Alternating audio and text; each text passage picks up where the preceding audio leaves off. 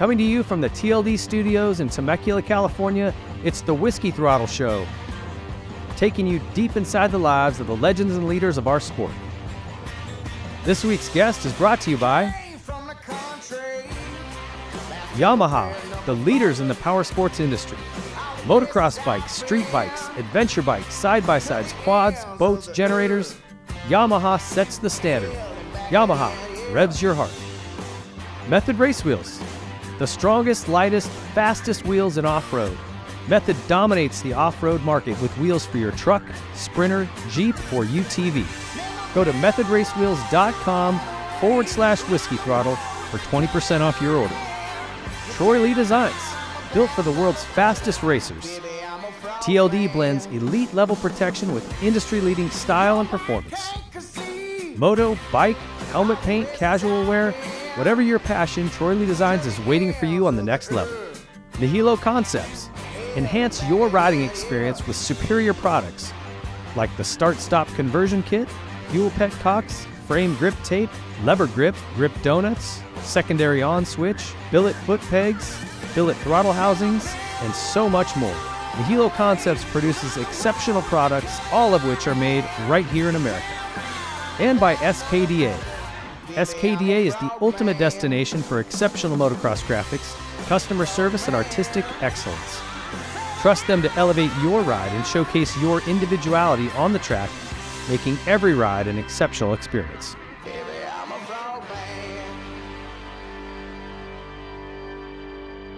Hey everybody, thank you for joining us here at the Whiskey Throttle Show. I'm your host, David Pingree, and today we've got a super interesting guest. I've reconnected with her, which we'll get into this story recently, but action sports icon, world record holder, multiple, and stuntwoman now. So lots of cool stuff on this resume, a lot of stuff to talk about. Jolene Van Vugt, welcome to the show. Thank you very much. Hello, everybody. Stoked to have you here. We get started with all these shows with a section we call the front end, Method Race Wheels Front End Chatter. They make the lightest, strongest, fastest wheels in off-road.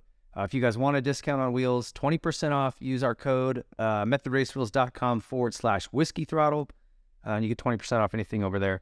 I just want to talk about, first of all, how you and I got reconnected here. Yes. I met you way back at your WMX days, early 2000s. But I got restationed up in the mountains in Fawnskin, California, of all places.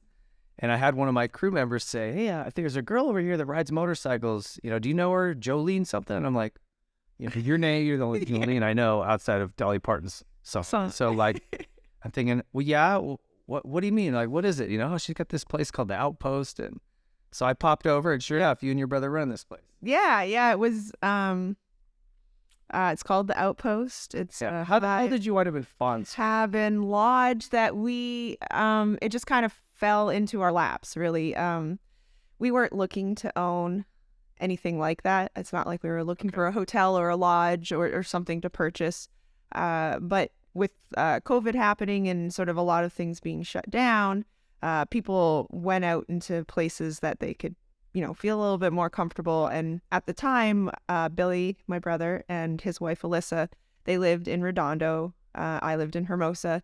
And with the lockdowns that were happening at the time, you couldn't do anything. And I only had a studio apartment. It was in a basement of a building, so it was dark, not fun. So I sort of got the heck out of there and went somewhere else. And then my brother and Alyssa went up to their place that they had in Big Bear. They just had a small little cabin that they would go and for skiing or whatnot. And they'd had it a couple of years at that point. And so they went up there to just kind of seek the refuge of there, which was a little bit more comfortable. And so they would do lake laps on their road bikes, cycling. Oh, okay. And so do the full thing. And Fawnskin's up on the opposite side from where they lived. Billy would ride by it and they knew what it was. They thought, oh, that's a cool little place with all those little cabins. And the one time Billy was on a ride by himself and there was a for sale sign that they were selling it themselves, for sale by owner. So he goes home, Alyssa, you know that cool place in Fawnskin, that all those cabins? And she's like, yeah. And he goes, it's for sale. And she's like, and what's your point? You know, so, and what's your point? And he's just like, well, wouldn't it be really cool? Like he had like this vision, and instantly he had the vision that I had as soon as he showed me the property as well. I was like, oh my God, that's at the trailhead for all the dual sport riding. We could have events. We could, all the industry people that we know or have, met through all the years. And instead of going to the events like I usually do, I was like, I can have the events come to me. I was like, this would be such a rad piece of property. So I instantly said to Billy too, like, oh, we could do this, this, and this. He goes, that's what I said. So it kind of was a very exciting, cool thing to think of, but it, like anything, it's a big piece of property, had a big price tag. So you kind of feel like it's a little bit of a dream, not like you're actually going to buy it. So were you guys kind of like, oh man, we got it? Yeah. So it was a process. We couldn't afford it on our own. So we have, there's myself, my brother and his wife, and then another couple. And they live on the East Coast. They own 3 restaurants and they're good friends of ours. And we thought, okay, these people run businesses. Becky is a real estate agent. So they know property, they know value. So they came to visit and we're like, come and see the property. And if we take you there and you're like, no, this thing's like, what are you doing? Don't even bother. We would just forget about it. Yeah. But if they thought it was something of value, we're like, okay, well, would you like to get in with us and the 5 of us try to purchase this piece of land? They showed up. They're like, this place is a gem. These things do not come up for sale very often, something like this. The people that owned it they owned it for 35 years. The person, before that, I think owned it even longer, type of thing. So yeah, something like that you can't just like drive around and find properties like that. And again, it wasn't something that we were looking for. It just happened to be that property because that was at the trailheads. It was up in Big Bear. It's close to LA. So that's where the interest came. Was it because it's clean, that property? You guys have it manicured and really dialed in. Was it beat up when you guys got it, or was it in pretty good shape? They took pretty good care of it. He was the older gentleman was a general contractor, so anytime something needed to be fixed or broke, he always made sure it got fixed. Not always in the best way sometimes, but at least we're figuring that out. But everything, it had really good bones. We didn't have to renovate it and rebuild or have a contractor come in. It just had a really old feel to it, and they were tapped out. Like 35 years, they wanted to retire. They'd just gone through the height of COVID where they didn't have to close. Like a lot of hotels and stuff had to close for a while because of the close proximity. But because they were all these separate little cabins, they could stay open. So they were the busiest they'd ever been in their entire lives, and they were just run ragged. The inside of the cabins had a very old kind of grandma cabin feel. So very like doilies and frilly shit hanging everywhere, plates on the walls. White things with hard candies. Yeah, like little statues everywhere that were just kind of creepy looking. And so we just pulled everything out of the cabins, gave it a really good makeover, painted everything, put in new fixtures, new furniture, smart televisions, Wi-Fi, like all the things. It's awesome. To make it like a little bit more modern. Yeah. But still have the cabin feel. My wife went up and stayed, and I went up and stayed there, and super comfortable. Fireplace. I don't know if they all have fireplaces. Yeah, they all have wood-burning fireplaces, which are grandfathered in because you can't build anything with an open fireplace anymore. So we have those, which is cool. It's just super cool. And then like we just did the Alpine Stars Adventure launch up there with Ricky Brabeck and Toby Price and Skylar Howes. And what a cool vibe that was, a little campfire talk feel. And yeah, so that is the exact vision that my brother and I had growing up in the motocross industry, having, the connections that we have, that we were both just on the same level of being like, this is what we want this property for. So when we get to do Babes in the Dirt, Dual Sport Summer, the Wolf Enduro Mission events, and now we just leveled up even bigger with this big Alpine Star event, that's exactly what we wanted this property for. So we're seeing it through to the vision we had, and we've only owned it 2 years now, and we've been able to turn the property into what we wanted. It was a lot of work getting it to that clean sort of manicured look.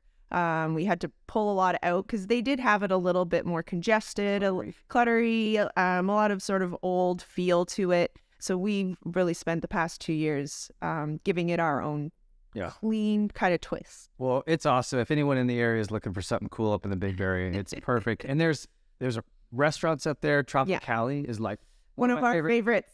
So unreal. Like we love it. They're great there. Anywhere. I know. And the family that owns it, they're like top-notch humans, super, super amped on life, which is cool. And a lot of great restaurants. We're on the North Shore, but we're only 15 minutes from the village. Yeah. 10 minutes from the grocery stores. But there's so many great restaurants and good food up there because a lot of, I think a lot of top chefs that have just had it with LA don't want to be there anymore. They move up to Big Bear, open up a restaurant. So there's a lot of good food. And, it's I didn't know you were stuck in your apartment when COVID was going on. Like, people were getting tickets for even being on the beach. You couldn't go on the beach. Yeah, I left. Like, you were so I didn't lost in your experience that, but I knew that was happening. So I got out like right away. I was just like, I knew when they were starting to put that lockdown rules and stuff like that. I was like, I don't want to have to be there because it was literally a room the size of like your studio here, one window in a basement. And I was like, I'm not. I gotta get out. Yeah, this is not happening. So I took off to Kansas, actually, with my boyfriend at the time, and we hung out there for a few months. Really? Yeah. Smart move. Yeah. Well, it's awesome that we reconnected that way, and it led to you being on here today, and I'm pumped to know you. Just want to let you guys know, get over to whiskeythrottlemedia.com if you haven't. We got all kinds of content over there, bike tests, product tests. We've got a whole new off-road segment. If you're an off-road rider, lots of product testing and cool features going on there. A whole new line of merch, whiskeythrottlemerch.com if you're interested in that. We've got a forum. We got all kinds of crap, so check it out. Let's get to your story. Jolene is brought to you by Yamaha. Tell me about your hometown. Where'd you grow up? I grew up in London, Ontario, Canada, the other London. Usually especially when you come down in the States, people go, where are you from? Canada. Where in Canada? London. Oh, so you're from England. No, I just told you I was from Canada. But just right now. Just said it. But yeah, just across the border from Michigan there, a couple hours in. What was it like? So that you were born in 79? 80. 80. 1980, baby. So what was it like there at that time?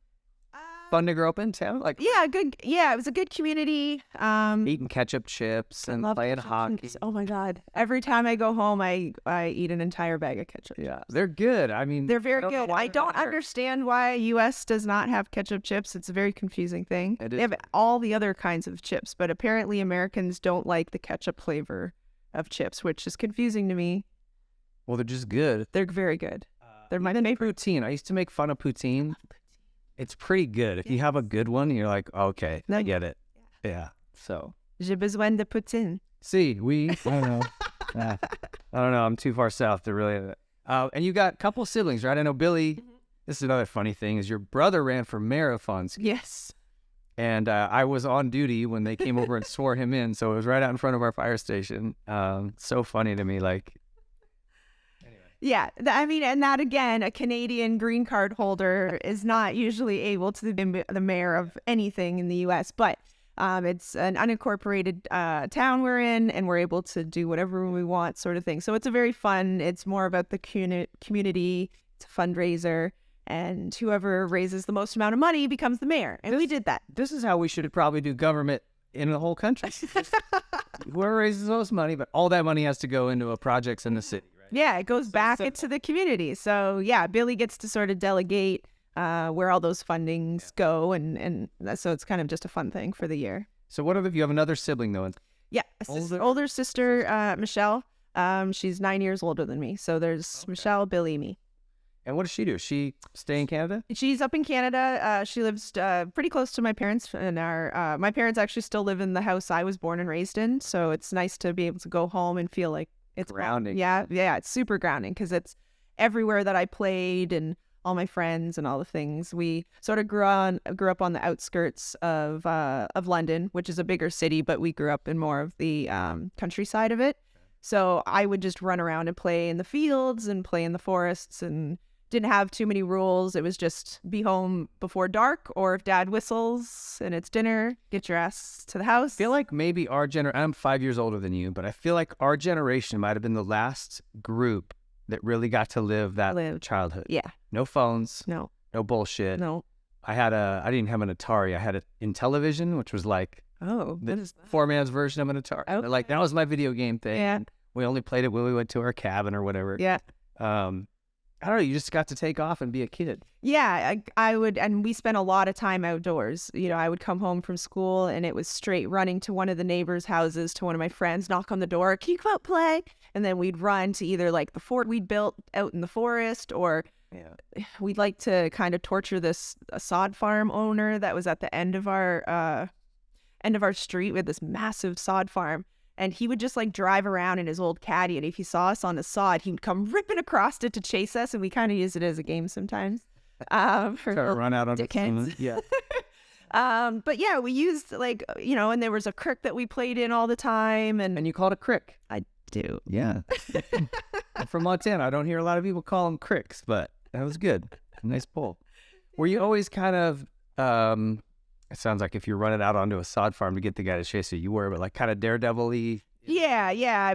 My parents even more so say like, I was just sort of that one little wild child kid. I was always getting, not in trouble. I was a pretty good child trouble-wise, but I mean just like going off and doing the wild child things. Yeah, pushing boundaries, jumping off stuff all the time, playing with the boys. I was the only girl in the neighborhood, and there was all boy neighbors, massive tomboy.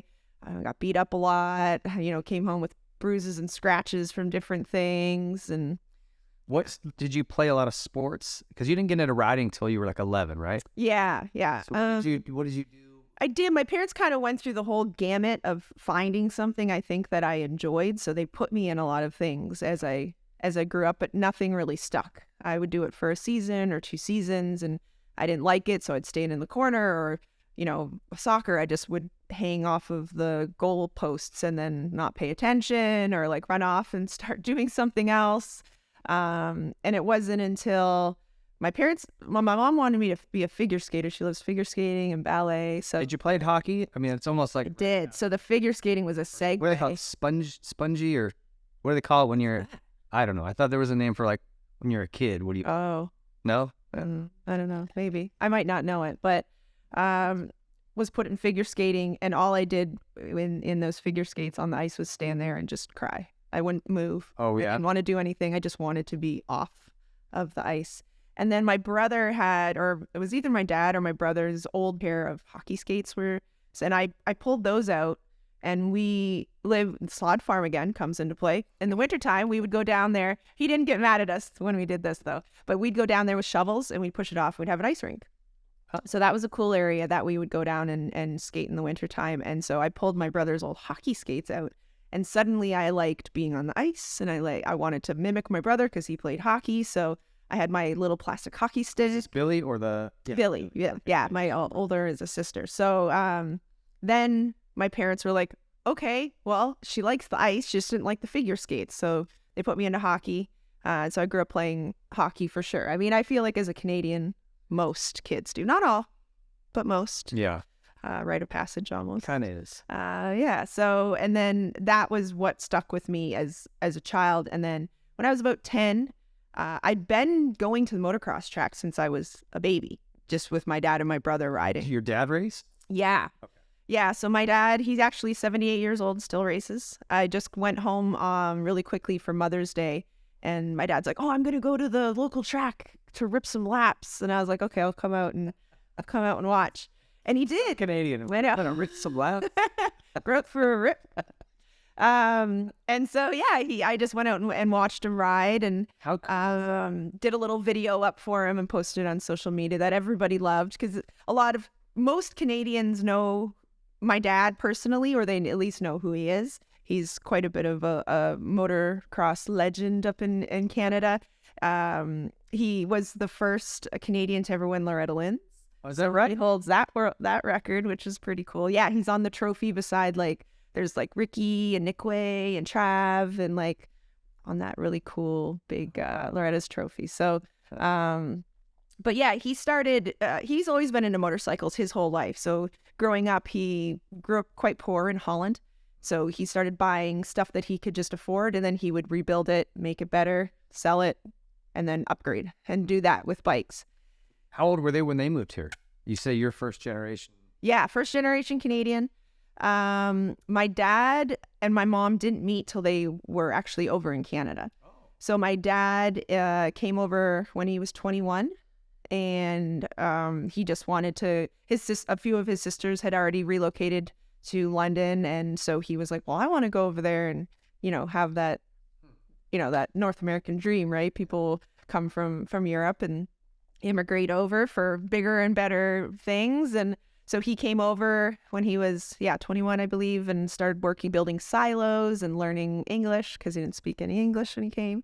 My mom came over when she was 2 on a boat with her parents. She celebrated her 2nd birthday while they were traveling across on a boat.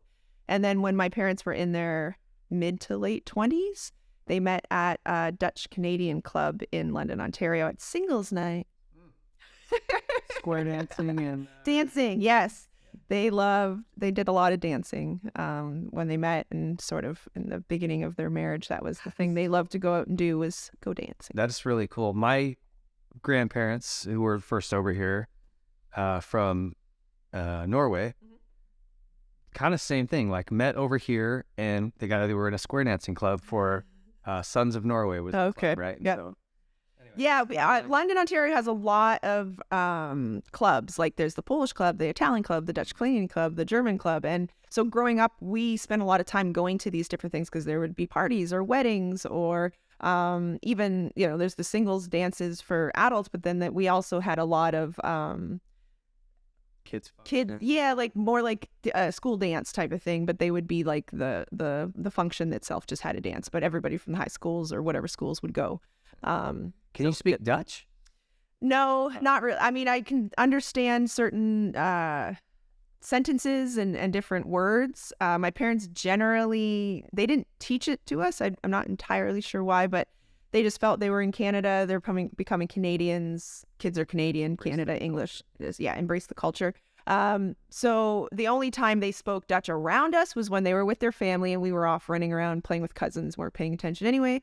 Or they didn't want us to know what they were talking about. So it was almost like they had their own secret language. So why would they teach us? Because then we would understand. But we know stuff like shut the door and be quiet and come here and those types of things because they would just yell them at us. Did they fight in Dutch? I don't have a lot of memories of my parents fighting, actually. So I think my parents also did a really good job at not getting along behind closed doors when they did have their disagreements, because I don't have a lot of memories of them fighting. That's great. Which I think is Probably not normal. no. I'd say most people, Yeah. So what was your first bike and how did that come about? Yeah. So like I was saying, I grew up at the motocross tracks and being around racing. Back in the 80s in southwestern Ontario, there just wasn't a lot of women on motorcycles in general. So there definitely wasn't, 10-year-olds or like there is now 3 and 4 and 5-year-old little girls ripping around on a track. There was very They've been able to start with like the Stasics. Yeah.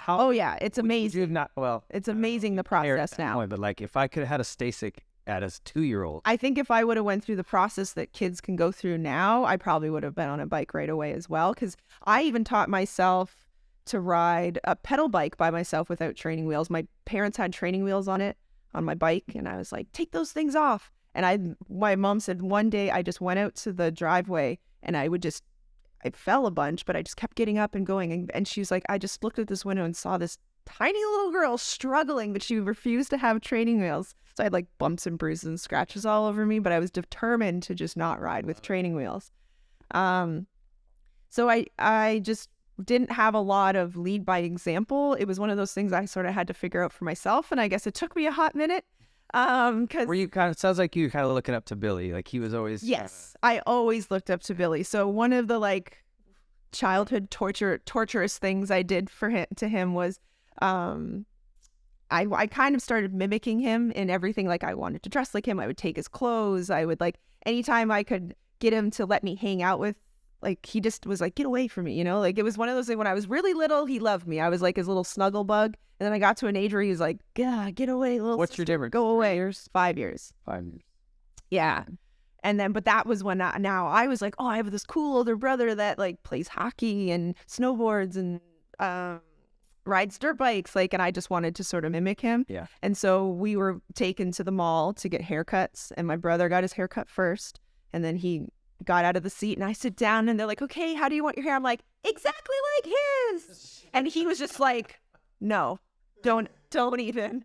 And I was just like, So I got my hair cut exactly like my brother. Which is what? Just this super short boy haircut. Yeah. And then I started telling all the neighbors, just call me Joe. No, Jolene, Joe. I'm just Joe. You know, I just wanted to be this like Super tomboy. super tomboy, cool kid. Very entertaining. But then, yeah, I would just sort of follow him around and bug him and try to hang out with him and his friends. And yeah, just the little sister sort of thing. So Awesome. But you guys have a good relationship now, it seems like. yeah. No, there was like I said, at the beginning, I think he loved me as like a little one. And then I got annoying. And then into my 20s, he actually started traveling when my dad just could, because my dad was my mechanic. You know, in my teens, dad would take me everywhere. Dad would drive everywhere. Dad was the mechanic.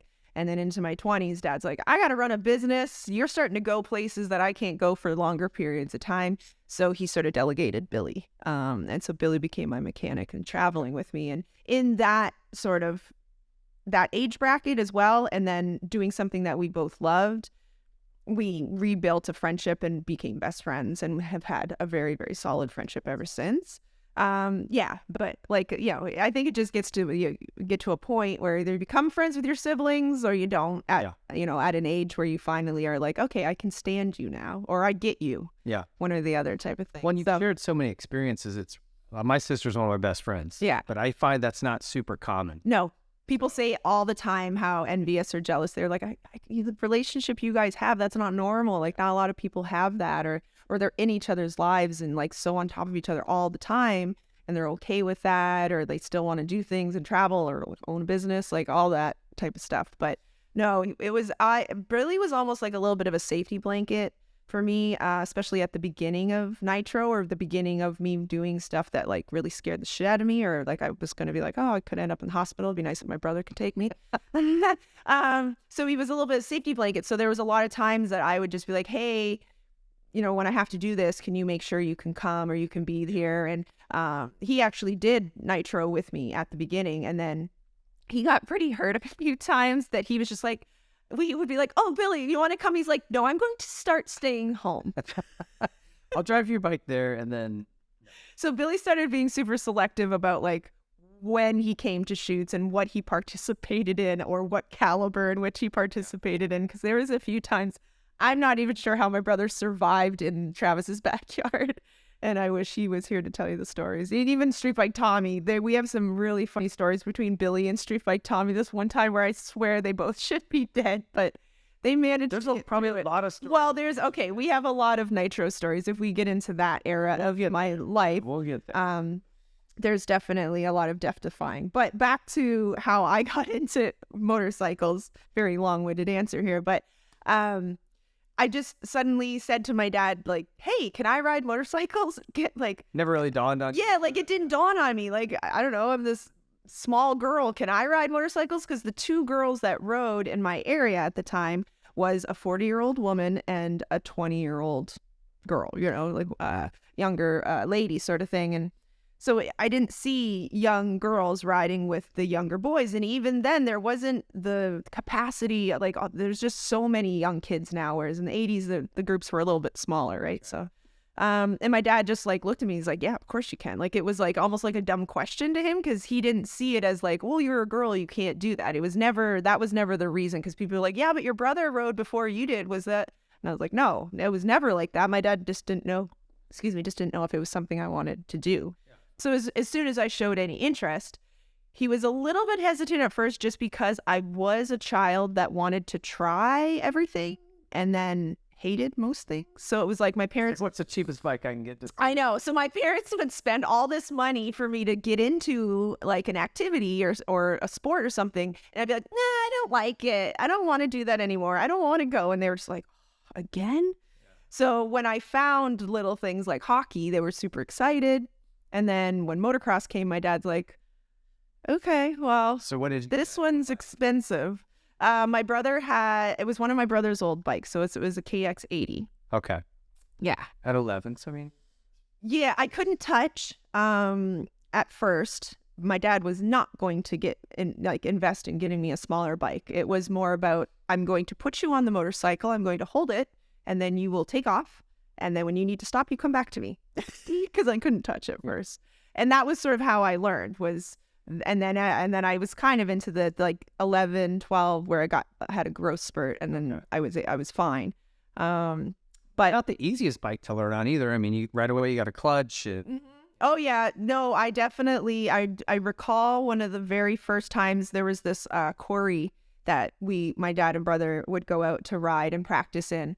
And so dad took me there as one of my teaching, moments. And I almost whiskey throttled myself off of one of those like sheer quarry edges because I was still learning and making mistakes and different things. And dad's like, follow me, go this way. And dad's going that way. And suddenly I'm going that way. And it's like, I didn't go off the ledge, luckily, another teaching moment. But that was when I taught my girls to ride. I'm like, okay, where's like the biggest open area? Yeah. They do whiskey throttle. yes, it doesn't matter. There may be Some time to tail off to or figure it out. You're not going to hit stuff. Definitely would have been anywhere near a cliff. Yeah, but I definitely, had my moments. I accidentally whiskey throttled my little bike into my dad's shop once. That was not good. It happens. But then it all comes around, and we actually. So did you race right away, or was it kind of years later? No, it was just some riding at first. We lived down the street from a Canadian racer who was pro for quite a while that most people as a Canadian will know, Doug DeHaan. Oh, yeah. Yeah, so Doug lived just down the street, and he was a pro and very serious about what he was doing. He was making a living at it, so he had a track. And He was down here racing in the early 2000s. Yeah. He had a really good Canadian and then crossover Canadian American career. Yeah. For an American racer, and so he let us ride and practice at his place. So, once we, the little bit of the quarry, a little bit of field, a little bit of that, and then his was the first track that I rode on and sort of got my legs under. And then the first race I ever did was, I think, in 1992. I believe fall 92. So I had just turned 12. And it was the women's class. There's 4 of us. I of course was the youngest. But that was at Gopher Dunes, which is one of the big Canadian national motocross tracks. And it is all sand. It is probably the sandiest track, I think, in a lot of You guys have in all of Canada for sure. Did you ever ride there? There's a really cool track. I never rode there myself unless we had a national. I can't even remember now. There was nationals there in. Yes, there were. I just don't remember if I specifically myself rode there. Cool. That was a cool place. Yeah. Sandy too. Mm-hmm. Anyway, was that tough? The sand? Had you ridden in sand at all? Well, we practiced because Tilsonburg is only 45 minutes from us. So that was once I started riding, and my dad was like, okay, well, if you're going to race on the weekends, we practice every Wednesday sort of thing. Dad didn't want it to be one of those things where you just go out and ride, or try to race all the time, because racing can be dangerous. And if you don't know what you're doing or you're not practicing.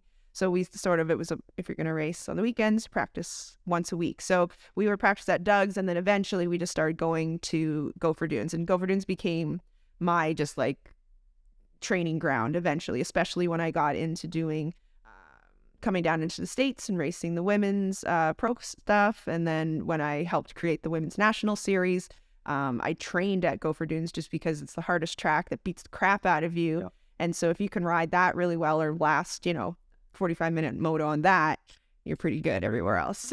Yeah. So there wasn't really, you didn't have other girls your age to ride with at all up there?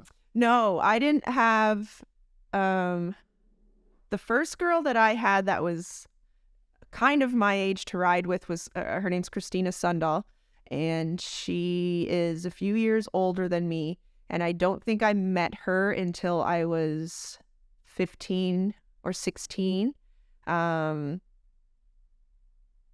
no, maybe about 15. And then she became, my rival and my partner, and we would travel together. And then when we started to go down into the States and do Loretta Lynn's, we would do the qualifiers together, and we traveled. And she was a little bit of a mentor to me too, just because she was a few years older than me, and she was just always super rad. I was just like, oh, she's so rad. So I just wanted to hang out with her anyway. But yeah, that was the first person that I had in my life, female that I had in my life that was to my level and to my age. Before that, it was nice fun too, right? Yeah. So before that, it was all girls that were much older. And then when Walton is our Loretta Lynn's. Yep. And so that when we started doing the women, that class started to get bigger. That's when I sort of started to race against more girls from across Canada that were also my age. Yeah. Did you guys come across into Michigan often to race? Like, what would be close? Maybe Baja Acre? Baja, yeah. We rode Baja quite a bit, actually. Yeah. Good. There's a good group around. Yeah, all the Michigan Mafia boys. I spent some time around all of them. Josh Woods, Randy Valade, Tom Barron, Nick Way. Yep. Was there riders in Canada or down here, or were you watching pro racing? Like, who did you look up to, as you got more into motocross and really liked that? Yeah. We would watch all the outdoor races. I guess I was more focused on the Canadian guys that I sort of looked up to more so than the maybe like JSR. Who was? But yeah, there's JSR, there's Doug DeHaan, Marco Dubé. My mind has to pull back pretty hard here. Trying to think who else. I'm like all the concussions tallied up over the years. My memory's not the greatest.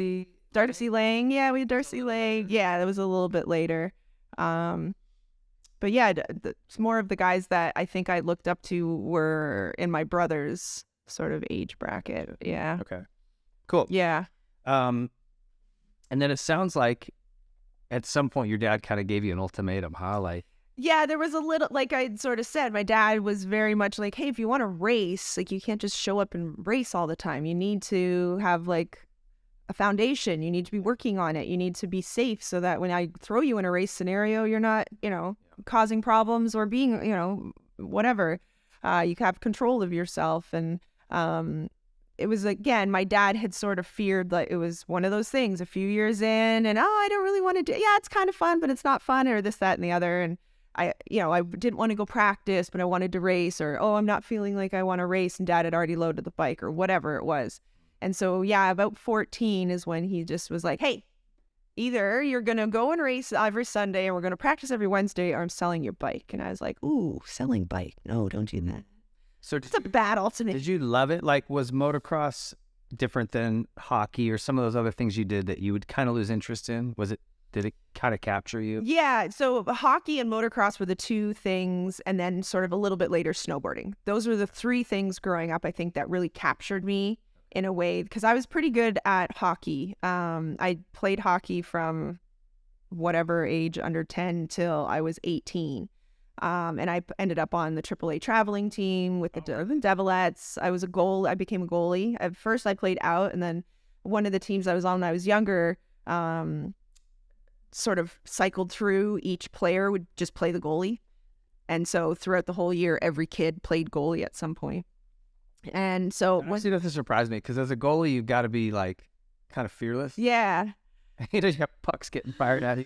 And that's the thing. I really enjoyed that part of it. And so when they threw me in net, I was just kind of like, oh, yeah, I think I like this better than all that other stuff. And so I just stayed. And then into the next year, I just said, I'm the goal. Like you offer yourself up to whatever team and you sign up as the goalie.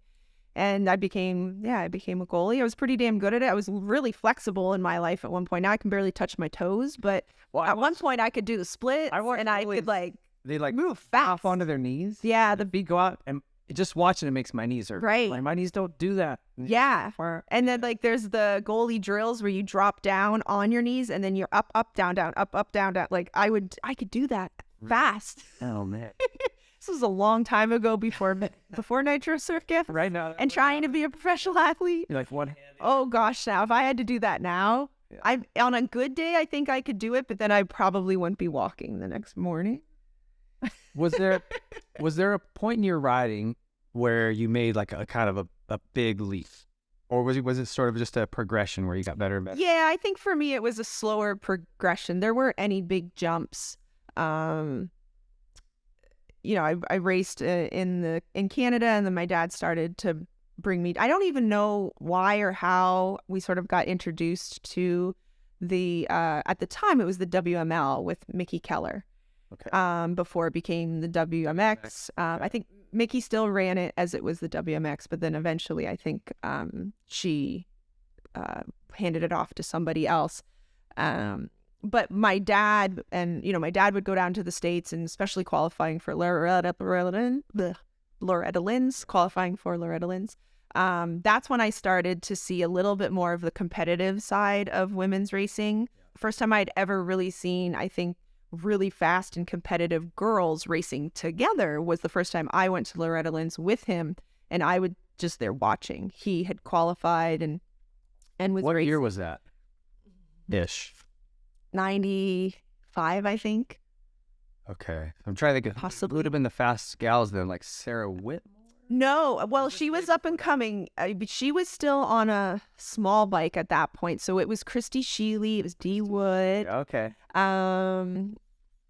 There's a couple other names I'm just blanking on. Like there's a gap between like Mercedes Gonzalez. Yeah. Sue So Fish, yeah, it wasn't those girls. They were a little beyond at that point. Okay. But yeah, basically I just stood there watching Dee and Christine battle, and I was like, this is so cool. And I was like, Dad, I want to qualify next year. And he's like, okay. And so I did. He went because he was going to race again too. So I went with him, went through all the qualifying. Whenever you talk about your dad talking, all I'm hearing is Austin Powers and Goldmember. Like I'm hearing him going to talk like that. I don't know. My dad does have a very heavy Dutch accent. I mean, he's been in Canada for freaking ever at this point, but he still has a heavy Dutch accent. That's how I mentioned him. And I don't know, I didn't notice that my dad had an accent growing up. It was something that somebody actually had to say. Like once someone was like, oh, your dad has really thick Dutch accent. And I'm all, he does. Like I was just like, it was just normal. It was just normal. But then I think it was like thick accent when he first got here, then it like thinned out a little bit, but with his older age, I think it's just been coming back. Is that right? More. I always think it's interesting that like some people like Roger DeCoster, he's as thick a Belgian as he was the day he moved over. Right. But then let's say Chad Reed. Yes. He almost sounds like he's from Florida, No, California. yeah. Right? Yeah. It's interesting how some people will lose it and some people don't. I know. Yeah. So Smoking a pancake. well, that's definitely not how my dad sounds, but if that's how you want to keep playing it in your head.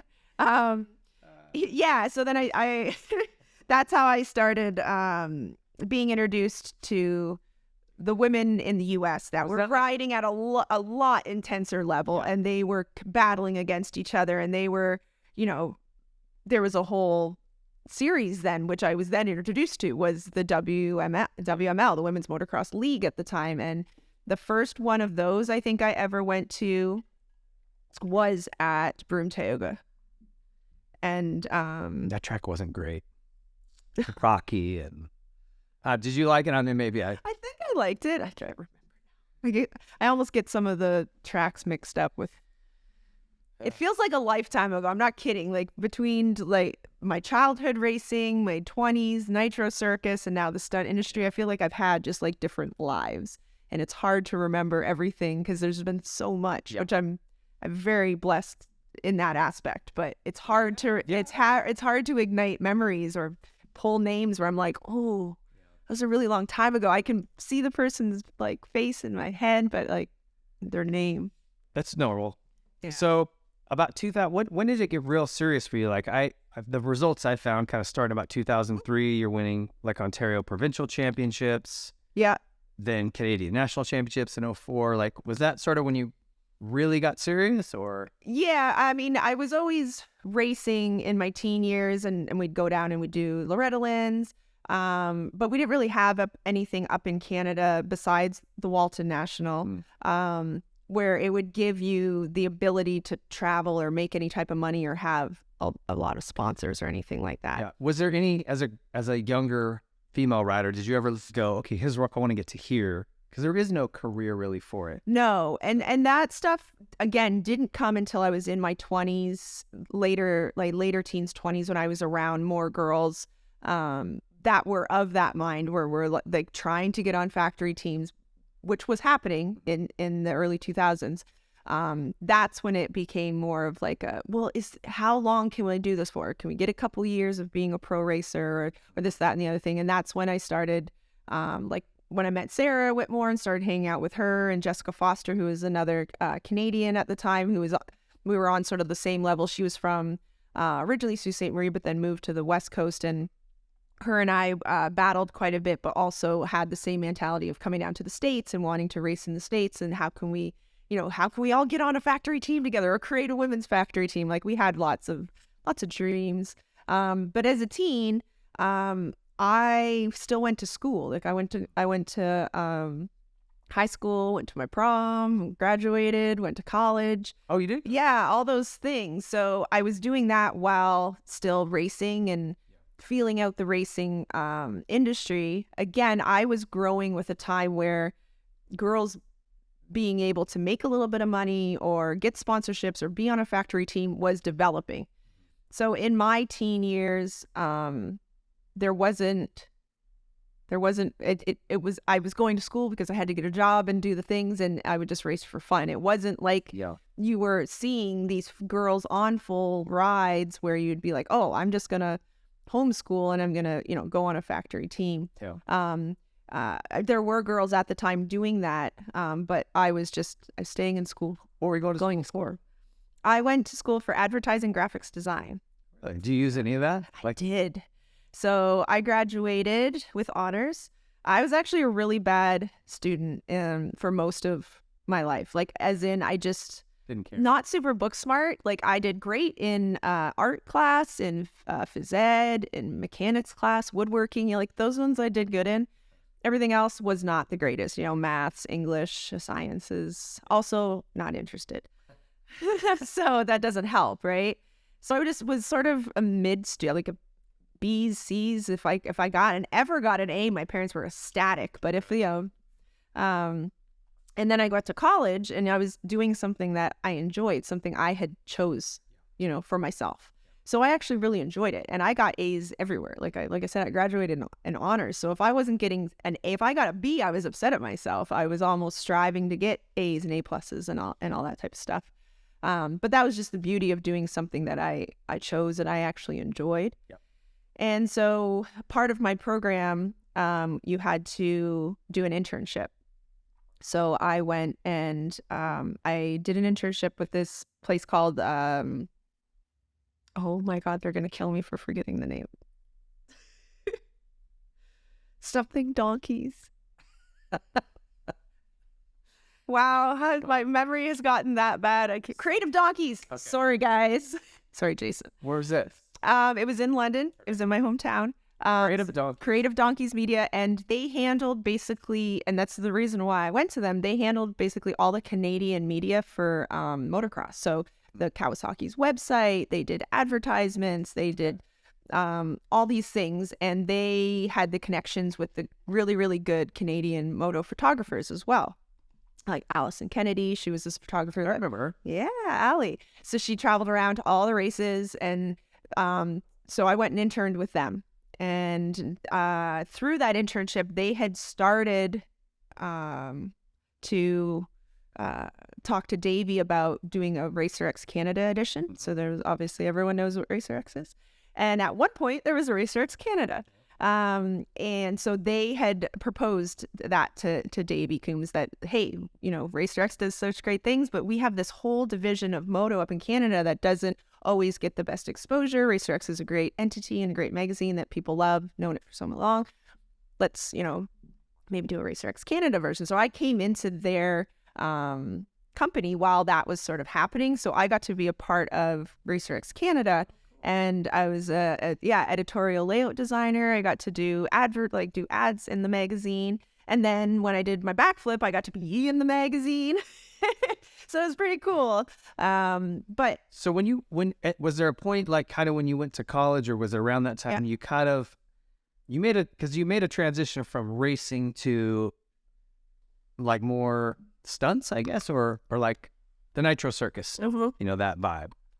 Which ended up being, obviously, yes, that was a good decision. That was the fork in the road for me. So when was that? Was it kind of at that time? That was in 2000 and... So September 2005 is when I landed the backflip at Trav's place. And I had been working for the Creative Donkeys for 2 years at that point, and was still racing. Helped create the women's Canadian national circuit in Canada.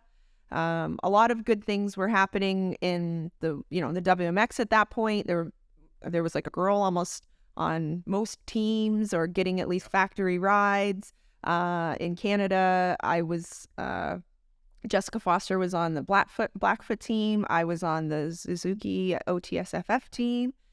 So that was when Canadian motocross and even just the height of the women's pro scene had really exploded. I think that was unfortunately the ultimate height, and it's gone down since, unfortunately, like which is such a bummer. In like 07, 08, because I was managing Troy's team at that time. We had Tara Geiger. Yep. Factory Honda had Ashley Pilek. Jessica was Star. Who was it back then? Possibly. I think it was Star in the early days. Was that not Sarah? What's Sarah? Sarah was Richardson RV Suzuki, remember? Tara and Sarah were on the same team at one point. No? Oh my God, my memory is so bad now.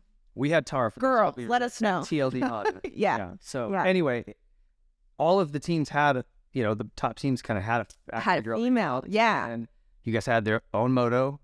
We raced on Sunday with the guys. Cool. It was gnarly. And for us, as a team, it was good exposure. It was like there was people that were stoked to watch it, and the depth was a little bit of a struggle. Yeah. It seemed like there was a few girls that were kind of gone, but there was like a little bit of a grouping, and then a next grouping. I was I was not near Sarah and Tara and Jess. I was more, if I could get a top 10, I was stoked, in the US. In Canada, I competed against Heidi Cook. I don't know if you remember that name from Canadian motocross, but that's then there's, so me, Heidi Cook, Jessica Foster, Mallory Procknavy, Christina Sundahl. That was sort of my pack up there. Sure. And coming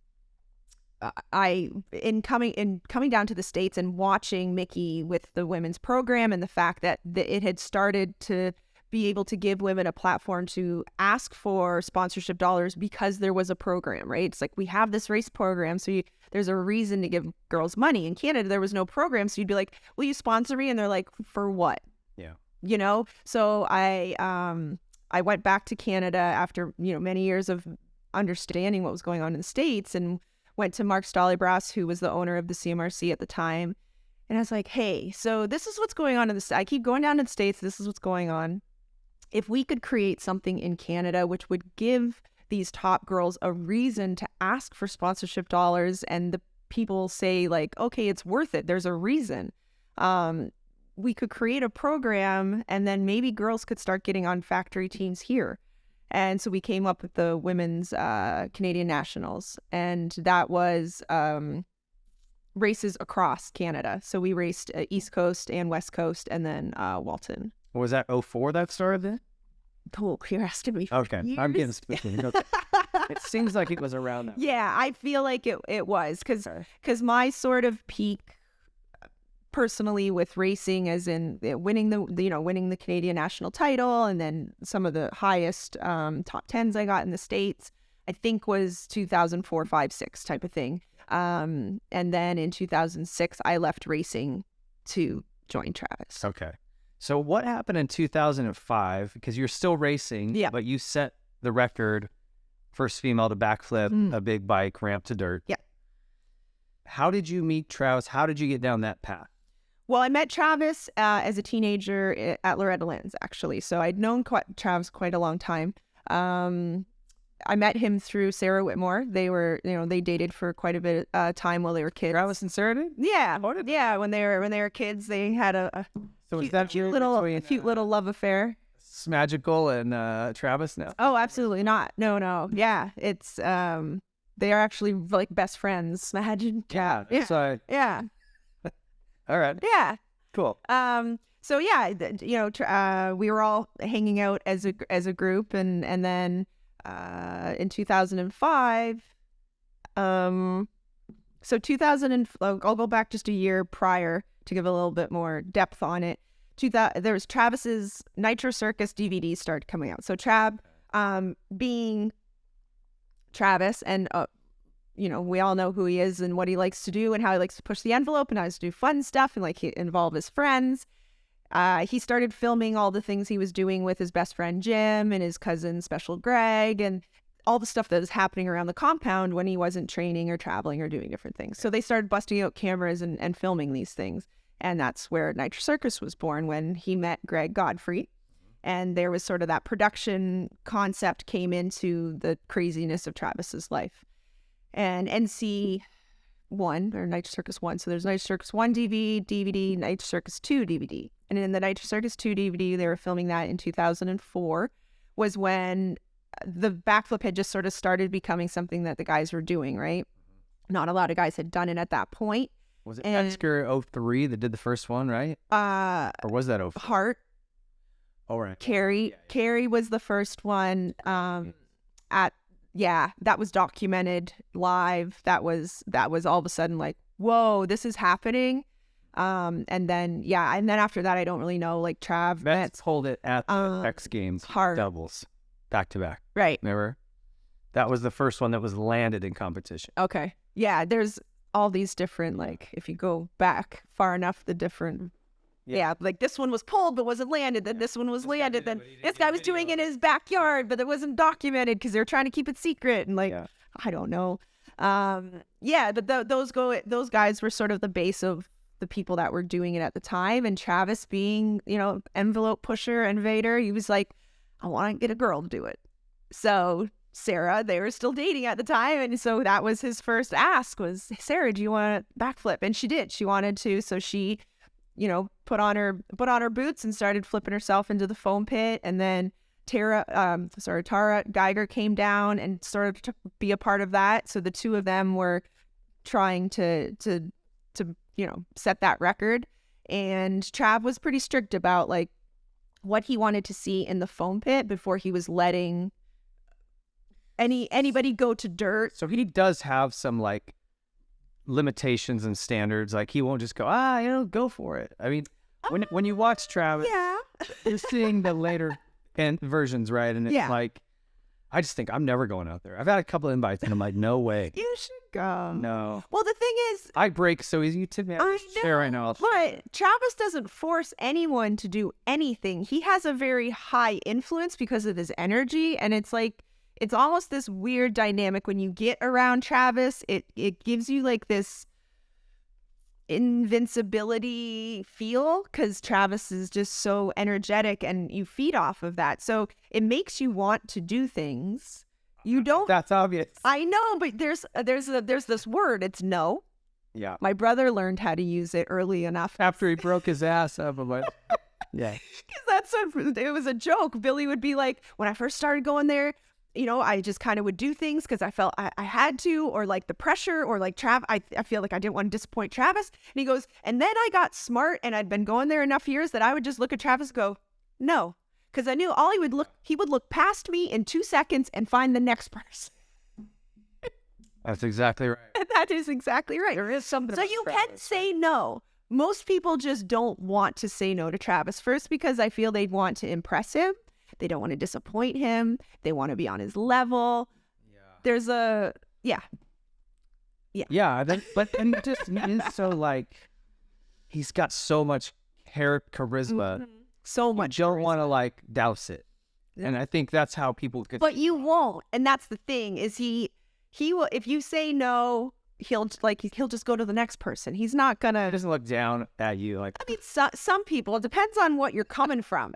If you're somebody coming in hot and maybe coming in with a mouth and then you don't deliver, then you're probably going to get made fun of. You know, like that's the other thing too. It just depends. So tell me about that record. How your evolution to that first flip. Yeah. Okay. So the girls were on the Nitro Circus 2 DVD trying to do that. And Tara actually became the first girl to do it on the 110, on the mini bike. She, you know, ramped to dirt, landed that. And then as she transitioned up to the big bike, she had an incident in the foam pit where the bike hit her in the face. She was bleeding. It's actually in one of the videos. And that was sort of it for her. After that, she's like, I'm done. I'm good. Because she had a really, really good racing career with really good deals. And she's like, I'm not willing to get hurt and put all that on the line for what I actually love. Because that's her passion. That was her baby. That was her dream. That was what she was doing. So she's like, I'm good. Peace out. And Sarah kept pushing herself, and she really wanted to do it as well. But she had just the inconsistencies of like getting it and then not getting it. Yeah, to the point where it just didn't evolve to the dirt either. And then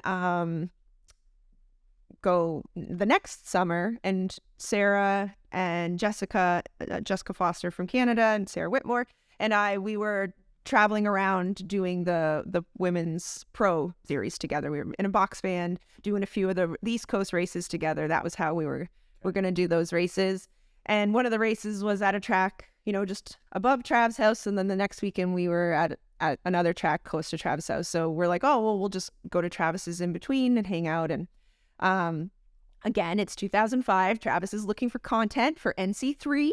And Jolene shows up and sees the foam pit for the first time. And Trav's like, to me and Jess, because Jess hadn't seen it either, and was like, hey, do you guys want to try? And Jessie was like, no, I'm good. And I was like, all right. I was like, I don't know if I can do it, but I'll try. And I had no concept or hopes. Like, even when, we had kind of put on the schedule that we were going to take a week to Trav's, I did not have the agenda of, I'm going to jump into the foam pit and do a backflip. Nope. We were just going there between races to get some motos in and hang out and have fun.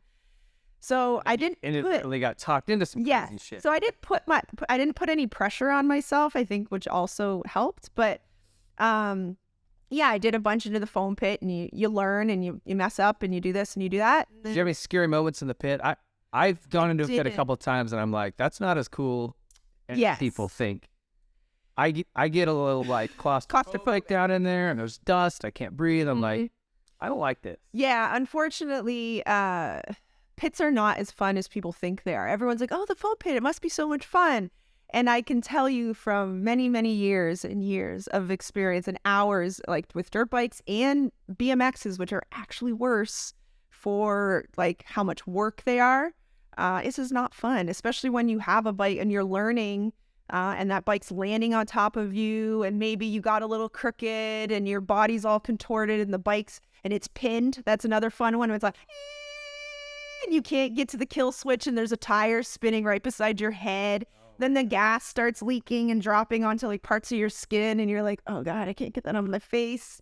And you're just like waiting for somebody to come dig you out. Well, you can't stay as calm as you. I usually would just kind of submit to it was the best way. Like, eventually I got, better to the point where I wasn't getting tucked under my bike. But in those first, that first bit of learning, you get a good one, you're good. You get a bad one, you're upside down, bike's on top of you, tires spinning, gas is dripping, and you just have to submit to it and like lay there calm, breathe, and I just close my eyes. It's like surfing when you get pitched off a big wave. You just got to cover your head and go, all right. Yeah. It's a 10. And then you just sort of wait, and you can hear them coming. Yeah, like you can feel the different areas that they're stepping, because the foam will kind of like, and then you can hear someone comes and turns the bike off or whatever it is, and then you get the hook, and they hook and they pull you out, and no, it can get kind of gnarly, and it can hit you, and people break bones, and just foam's not safe. It's just a tool for safer than going to dirt like Trav first and Carrie were just hawking themselves to mulch. They didn't have a foam pit. I did. So Nate Adams had a pit right over here, and I started on a BMX bike. Yeah. And then went to a 110, and I never messed with anything past that. And one of the main reasons was when Metzger's pit burned up. Yeah. And there was a couple of those, and we lost, what's his name? The Japanese rider. Taka. No, Taka's friend. Yeah. I'm brain farting, but exactly. I was like, okay, I'm done. Like I'm out on that. Did you that fear ever creep in, or was that this was before that probably? But no, that was very, we had sort of the protocols of the pit. One, you wrap your pipe so that when the foam does get to it, it doesn't ignite it or get it as hot as fast. The other thing was, as soon as you landed, you get your foot in between, like you kick the foam away from the hot spots. So you just sort of get into these different things. fire extinguishers all around, the hose pulled over and turned on. You try to take as many safety measures as possible. Trav had all of those really good fire retardant to a degree foam blocks instead of just a bunch of like old mattress stuff that would go up faster. Yeah. And you do your best you can, but obviously we've seen foam pits go up. I mean, Red Bull lost their entire massive $250,000 foam pit. That one burnt down over really? California. That's up in like Wyvern Ranch, that one? Yeah, there was like the Red Bull training compound at one point. We filmed there with Nitro and when we did a bunch of stuff into that foam pit, and then I think like half a year later, somebody was doing snowmobile stuff into it. I can't remember exactly who, so I don't want to. I'm possibly Heath Frisbee, but possibly not. And then that pit, the person got out luckily, but the pit was gone. And it goes up like that when it goes. That's just sky. Anyway. Yeah, foam pits. Foam pits, they're not. That's a whole other conversation, right? Yeah. You can have a. So take me through that process of you got it into the pit, obviously. Yeah. Okay. So I had done the 110 and took that to dirt, landed that, and that was super exciting and a whole thing. And we had come to the end of our week and needed to leave by that time anyway.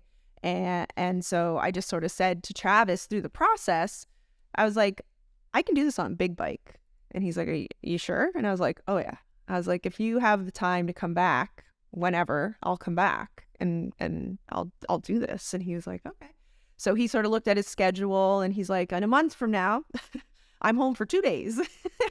And Trav has like one of the gnarliest schedules of anybody in the world. And I was like, cool, I'll be here. So my dad and my brother and I drove down, and first, just a few on the little bike to kind of get a refresher, and then right into the big bike. I had 2 days into the pit, and Trav was like, yeah, at the end, we have all day Saturday and all day Sunday, and then I have to go.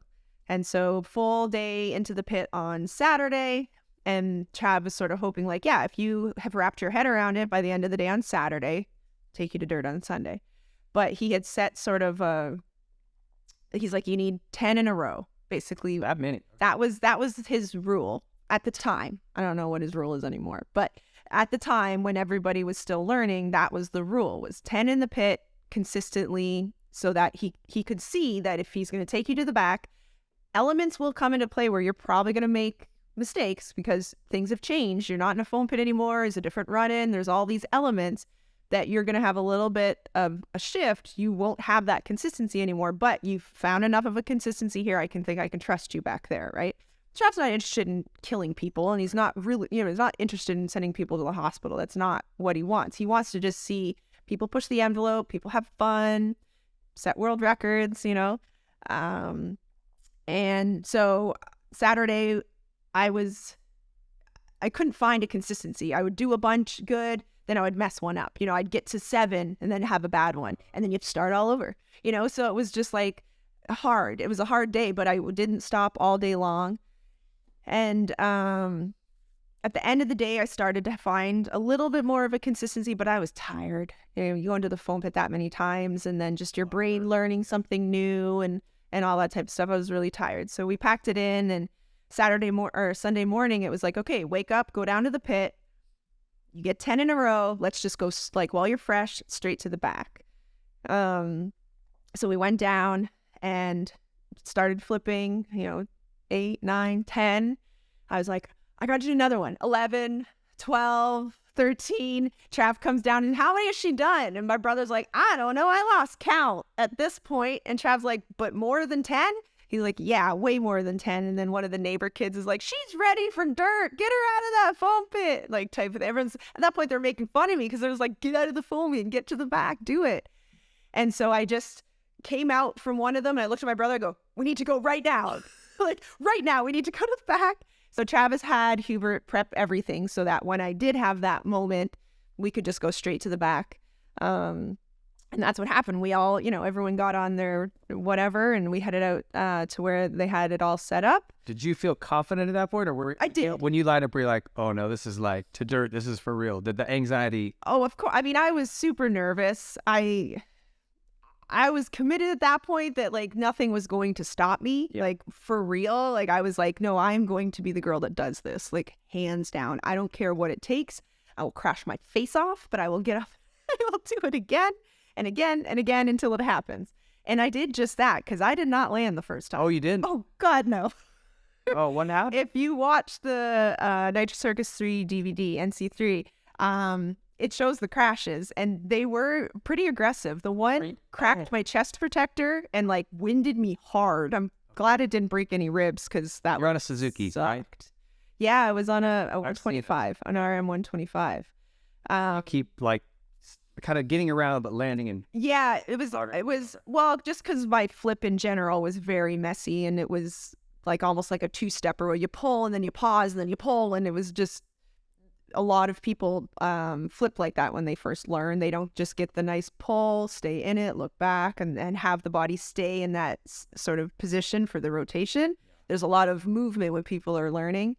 So by the time you get that rotation coming around, you're not in control, right? It's like when you flip, when you flip properly, you see everything and you can adjust it. So if you're coming in a little too hot and you're over rotated, you just push the bars out, slow the bike down, you bring your front tire. If you're coming in too short, you tuck up really hard and you can get it to spin a little bit faster. You don't have any of that. You don't have that knowledge. You don't have that capability when you're just like, oh, please, please, please, please, please. yeah, just freeze. Yeah. So when I landed, I was very spaghetti on the bike, right? So anytime I wasn't coming down with the bike sort of luckily landing in a good place, I just took a really hard hit. So the first two, the one I think I was over rotated anyway, and then I landed smashed into the side of the wall. But luckily enough, it wasn't like I was upside down and uncommitting and crashing. I was on the bike for the full rotation. I just was fucking up the landing. The landing, yes. Excuse the language. So it was 3. It was magic number 3 where I landed it and rode it away. And then, it was, everybody got excited. We celebrated. Just do that one and... Oh yeah, at that point it was one and done. I did it. I got the record. Now I'm going to just like sit here for a moment because I'm in pain from the first 2 that didn't work out and from just 2 days into a foam pit. You did a lot. Even like the process of jumping into a foam pit, hooking the rig up, pulling the bike out, you climbing out. Like, you did a 14, 15 times one morning. That's a lot of work. And then I crashed twice pretty hard. Like I said, the one time winded me really good, cracked my chest protector. So the hits were, it was they were coming. Yeah, they were pretty aggressive. But at the time, that was September 2005, and for as much as we can remember the count of the people that were flipping and learning to flip at the time, and the people that had landed it, because obviously with it being such a small community and people knowing what each other were doing, and it really only being the big names that were pushing themselves to learn this. I was the first woman, but I was also in the top 10 of people ever. So I think I was number 9 sort of in the world of humans that backflipped a dirt bike. And I'm obviously in some really awesome company there. So listen, cool. I have, like I said, I jumped a mini bike in and I drew the line. He said, nope, that's it. And well, the cool thing about that whole process, like I said about the safety blanket with my brother, was he did the whole thing with me. Yeah. So the whole process into the foam pit and back to dirt, Billy actually flipped first before me. So my brother landed his first backflip to dirt right away and flipped before I did. Oh, really? Yeah. Damn, look at Billy go. Yeah. That's pretty cool. My dad did not want to be left out, so he wanted to flip. He was like, I want to be the oldest guy to flip. We never got to that point with it, but he did flip the mini bike into the foam pit. He did? Yeah, and he loved that, so that was pretty cool. So it's all documented in NC3, which is pretty cool. It's like a family kind of segment of me, my dad, and my brother. It's a family thing. It's a family thing since day one, yeah. You have a long list of things here. We are only up here. I told you it's going to take a while. This is why you looked at me and said 3 hours and rolled your eyes. I'm telling you. It's take a minute. 2006. You're back to Canada. Drake. You win the Canadian National Championship again. And then you set a distance record for flipping. Why did you do that? I mean, I think ramp to dirt. Yeah, so when I first flipped, it was we didn't obviously it was very small. It was like a sort of a step up, and it was a smaller gap. We didn't measure any type of distance. But after that, I just wanted to flip comp ramp because the original flip was off like a super kicker. Yeah. And in my head at that time, I was, really wanting to get into freestyle and, do lots of tricks, but also just be able to flip regular comp. So that's where that came into play, where I was just like, okay, well, we went back to Trav's and ended up doing whatever that one was. And that was off of a comp ramp, a regular freestyle setup. So how do you progress to that? Like, were you going into the foam pit again? Yeah. So I just went back to Trav's and did a couple off the wall. Trav has like that ramp off the wall there. Did a couple off of there just to kind of get your bearings on flipping again. And then I don't even really totally remember, if I'm honest, but I just started flipping 65 feet comp ramp into the foam pit. Travis just... How do you judge that? Because that Travis. foam pit's not very like deep. I mean, street bike Tommy... Yeah, that was on a street bike and he didn't know what he was doing because I at least had like already started building a foundation done it on the mini bike, then went to the big bike and did it off of the different ramp sizes. And then Trav just told me, like, he's like, I'm going to set the ramp here. You're going to land about here if you hit the ramp doing this. And so like, was it second or third gear? Those were all first. First gear. Oh, wow. Maybe that was second by the time I was doing that though. Off the wall was first. Yeah. You're making me 60 feet. I can't imagine you're going. You're making me think. You have to think so hard here. I gotta think it's at least. Yeah. So second gear for the 65 off of the comp ramp, and then so I just started going into the foam pit, and then we took it to the back. It didn't go good the first time. I crashed pretty hard. I turned out. It was just one of those ones where I pulled. I didn't come in with enough speed. I didn't pull hard enough, and then I knew it, and so I just turned out of it and bailed. And then my bike. I wrecked my bike, so we had to go home and fix my bike. But then as soon as my bike was fixed, we came back down and I did it again. And then I landed it, and that was in one of the other videos. And so that was another one and done. Like, all right, at the time, it was very well. Also, because I was still wanting to be, a racer type of thing. I'm still wanting to race. So I wasn't trying to like really hurt myself and put myself out. So I wasn't trying to just like lock in the backflip. It was just sort of, I was doing it as it was coming up. Yeah. Like things would come up and Trav would be like, oh, let's go here and do this. Or I was like, oh, I want to try this. And then it was sort of into the next year where I left racing to become part of Nitro Circus full time, and I quit my job in Canada. And because after I flipped, Trav just started inviting me to all the film shoots for the DVDs. So he was just like, this chick's crazy. I'm pretty everywhere I go. Well, that was sort of the thing. Trav was like, you're fun to hang out with. You're durable. You're stubborn, you have a talent base, you have a motorcycle base. Like there's all those elements that sort of make somebody that you can bring along into that type of an atmosphere. And I showed him all of those, especially with the backflip. Like he knew a lot of those things prior to, but through the process of watching me crash my face off and literally just get back up and ride back over and do it again, like there's something to be said about that type of a personality. And then also at the end of the day, you take your gear off, you can go hang out and have fun and your friends. Like that whole dynamic has to come into some type of a really good place for Trav to be like, yeah, why don't you come to all the shoots? Like he didn't just offer that up to anybody, and still doesn't. Still, the people come and go out of Travis's life all the time, and there's only certain people that have sort of stayed over the longevity of things. Yeah. It says you got hurt at the end of that year. What happened that year? End of 06. Don't remember? I don't even know. Okay. 2006. How did I get hurt? I don't know. It says your season was cut short by an injury that year. That's what the interwebs told me. Oh, yeah. No, that was the year. same year I won the women's Canadian National, correct? Canadian National Champion. Yes. Okay, so that's what happened. So we were at the last race in Calgary for the Women's National Series. Wild Rose Raceway. Mhm. That place is cool.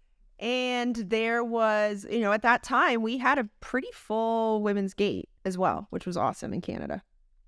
Unfortunately, right off the start, one of the younger, more inexperienced girls decides to just sort of whiskey throttle through the entire field and took out like everybody. There was a massive first corner crash. And so I was one of the people that took like a hard brunt of that. And I ended up sort of supermaning my head into the ground and like almost like a reverse whip. Like my head was down here on my chest and then I hit the ground. So it was like I tore everything in my neck. Hyperflexion. Yeah. And so for like months, I couldn't hold my own head up. It was like one of these types of things. But then I snapped my wrist in half as well. And then it was just the hit in general, sort of knock the wind out of yourself, different things. But they red flagged, luckily. And then they got us back going. You didn't get back on the bike. I did. So I'm trying to remember these stories. I haven't thought of these stories in so long. So I think they restarted that one. Do you remember Chris Pomeroy? Is that a name that triggered through my Yeah, head? I don't know why though. He was a pro racer. Again, another Canadian with Doug. Yeah, with that whole group. Okay. Someone I looked up to was, and so he was helping. He actually helped pull me off like the track, get me going, and brought me back to the start. And was like, "Are you okay? Do you think you're okay?" And I'm just like, "No, I'm not okay in any capacity. But if I DNF, I don't win the championship." So I think I went out and rode just with gathering myself up together and not really know what was broken or what was hurt or anything. I think I only, because I had a pretty good points lead, I only needed to finish in some position. I can't even remember what position it was, but if I finished in this position overall, I would still win the overall. So I just sort of got myself out there and then came back, and that's when I was racing for the OTSF team, Andre Lauren. And my bike, was broken and needed to be fixed, and I was broken and needed to be fixed. And they just were like, they kind of wrote it off. They're like, "Okay, you're done." And I was like, "Oh, hell no, I'm not." I was like, I need to go out there, and if I finish, I think top 6 at that point, if I just finish in 6th, I will win. So I was like, "No, you're going to fix my bike, and we're going to duct tape my wrists together, and I'll, just do my best." And they were very adamant, like as a team, they were like, "No, like you shouldn't go out there. You should go to the hospital. You're very hurt." You've snapped your wrist in half. Put some duct tape on it. I was so hell bent. I was just like, if you don't fix my bike, I will ride it as it is, but I'm going out there. So either help me or don't, but get out of my way. And Andre was like, "Yep, that's Jolene. Okay, so we're going to fix her bike." And then the athlete trainer at the time, Drew, he was like, he duct taped my wrist and basically made it into like a cast of sorts. I can't remember exactly what we did with my neck because I could barely hold my head up. But I got back out, and I think I ended up, I got the 5th or the 6th or whatever it was. But that was the most painful moto I think I'd ever endured, just by like sheer will. I cried the entire time because it hurt so bad. But I was on the top of the podium and I won the national. So I was just like super stoked. And you really had a fractured wrist? And then I went to the hospital, and yeah, I have a T-plate. So I have a plate and 7 screws that hold my hand together because it was snapped in air. That's gnarly. Pretty good. So that's the injury that cut my, Yeah. So that is, that national I think was in like July. And then after that, I was supposed to go race a couple of more American rounds and the Walton National.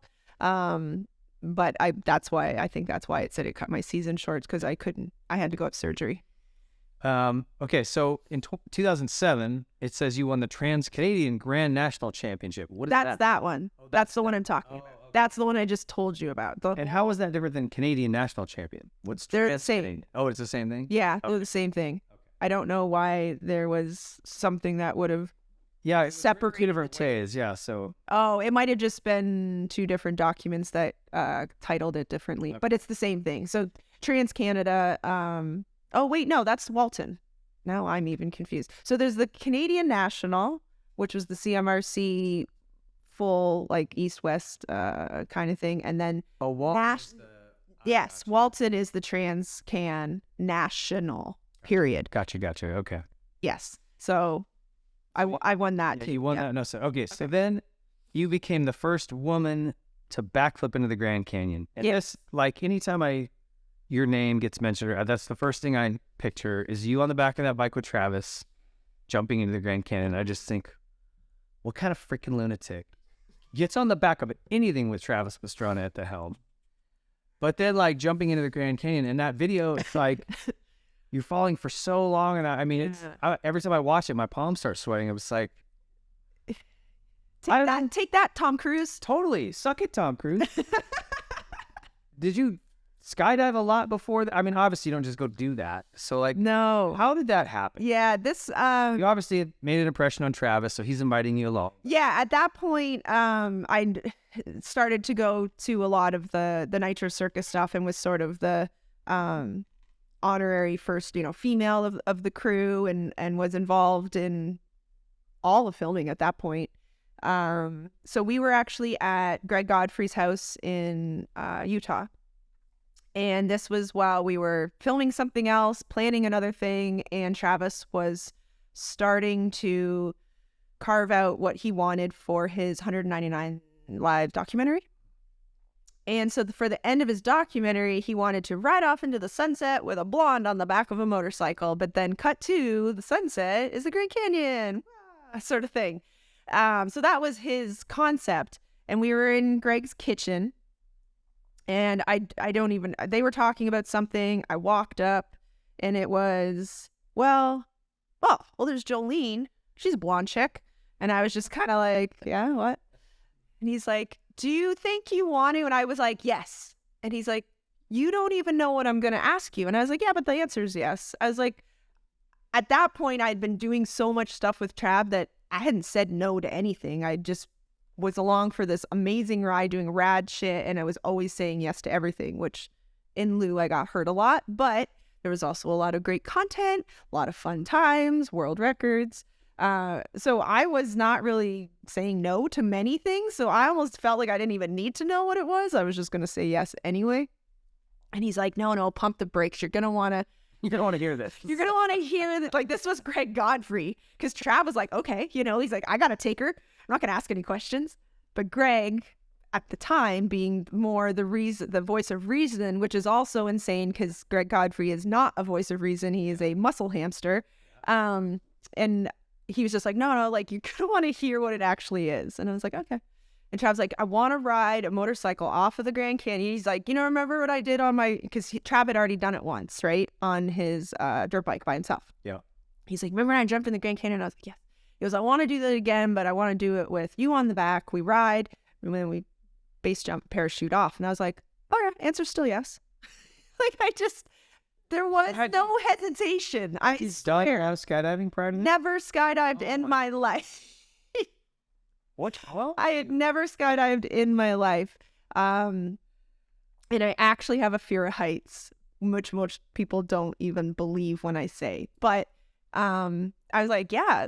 So we then went almost straight into, okay, well, let's start planning this because we want to do this here. So you need to learn how to skydive before we can obviously put you on a motorcycle to skydive.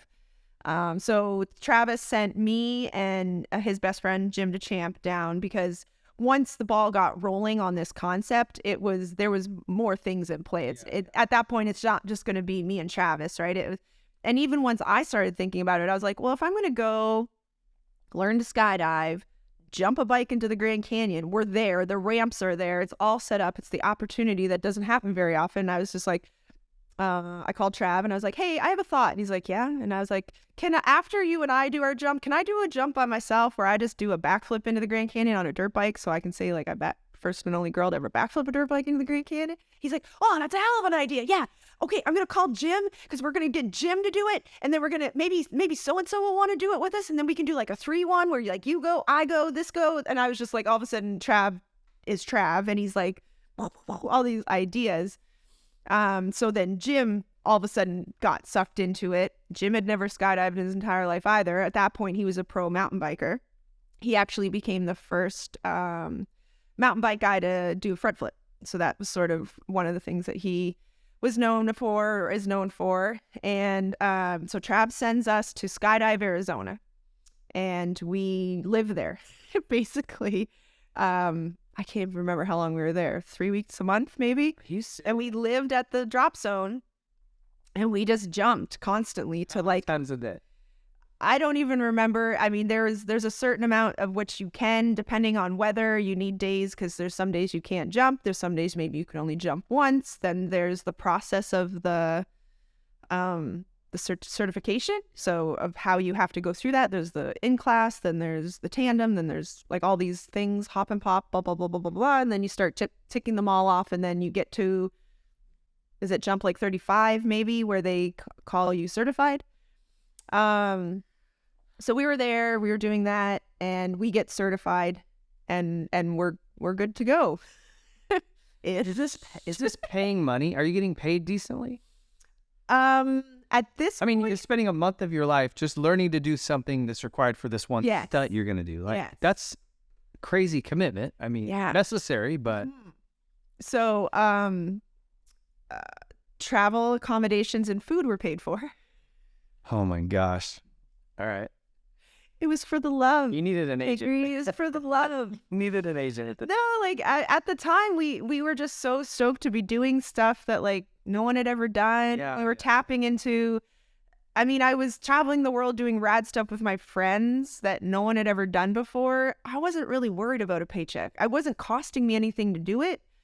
I was a single girl in my 20s. I had nothing that I needed to really be paying. Like, it's not like I had kids or bills or a house or like, I had nothing in that respect, that it was like to just be out doing this awesome shit with my best friends.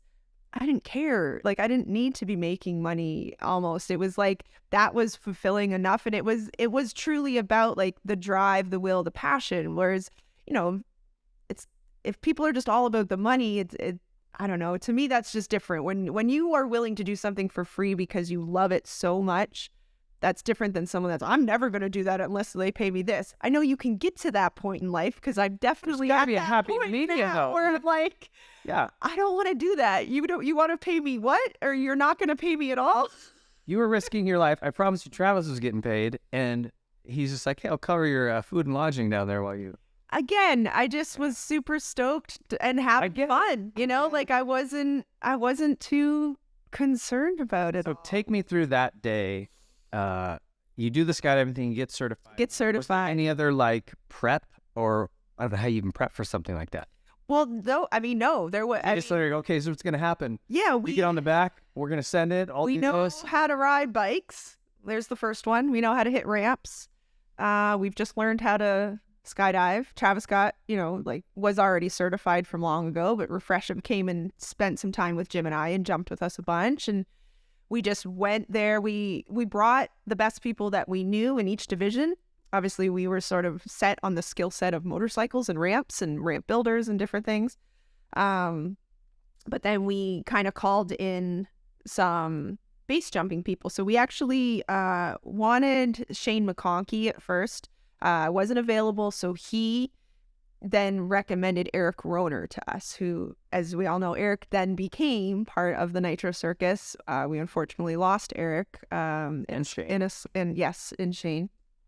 And doing what they loved, unfortunately. But so that's where cut to Eric becomes part of our lives. We had no idea who this person was. He was just sent by Shane, so we knew he was like reputable. Then we saw like a bunch of his footage and found out more about him, and we're like, okay, cool, Eric, nice to meet you, sort of thing. And we brought some of the guys from the drop zone that we had trained at, especially the one guy, Justin, who trained us for the most part. We brought him just to again, someone that helped us learn, was a safety blanket. He was there to help and like be safety as well for us, for everything was due, make sure all the chutes were packed properly and like all that type of stuff. Yeah. And yeah, then we just went, and it's a pass or fail. You put everything together in that moment and it happens, or you fucking die. But what was the conversation like? Okay, when we do this, like the bike is gonna, because you got to get clear of the bike. You guys have to get clear of each other. I mean, was there strategy at all? I'm just thinking, certainly you didn't just wing it. Did you really? I mean, yes and no. And I laugh only because I'm still here. But the video's that the same. okay. Yeah. No, I just, if it's a call you need to do, we can take a break for a second. I just need some.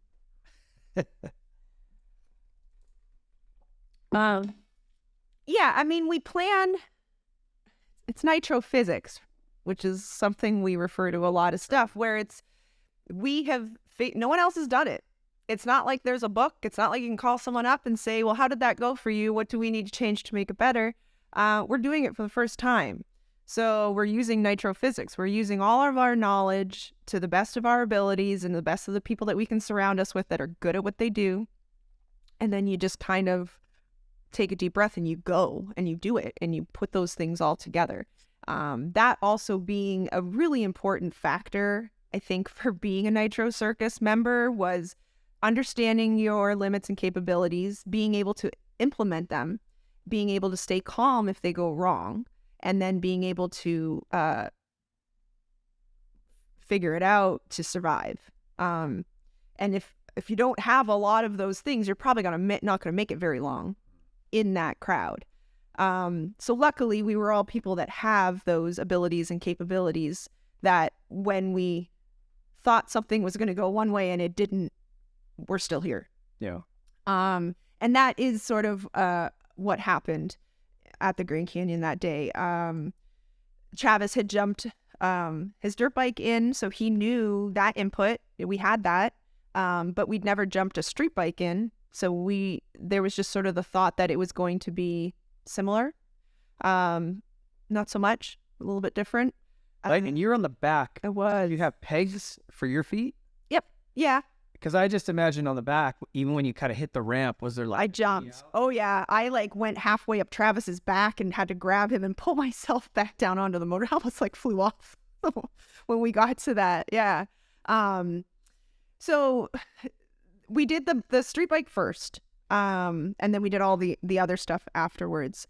But the bike, again, Nitro Circus budget, Nitro Circus physics, these bikes were not very good, so they made it just as far as they needed to until it became trash. And that bike didn't work very well. The first time we went to take off and get going, it stalled. Oh my gosh. Yeah. Great. And it was one of those things that we're like, okay, let's revisit what's happening right now, fix that, because we need to at least make it to the ramp in order to do this stunt. And then we take off. And just as you said, we're going across wood planks, not 2x4s, so sheets of wood is our run up, and then we get to this. It's no Tom Cruise ramp. I don't know if you've seen the Mission Impossible ramp that he ended up jumping when he did go into, off into whatever canyon he went into. But that thing's long and beautiful and flat and straight and has this. Yours look like I built beautiful transition. Strapwoods. Ours was a little bit different. It was, we had a $5,000 budget, not a $5 million budget. So our ramp was a little shorter. And yeah, we had that pretty bad sort of geo when we were I'm bouncing just because going down the runway that was a little janky, and then we get to that last and I bounce even harder, and then we go off and I'm like, okay, here we are. And the plan was that as the bike goes off, I get off the back. I'll just sort of push myself, kind of like Superman, push yourself off the back, and then Trav would, release the bike, and then we'd get away and we'd have separation from each other, right? Yeah.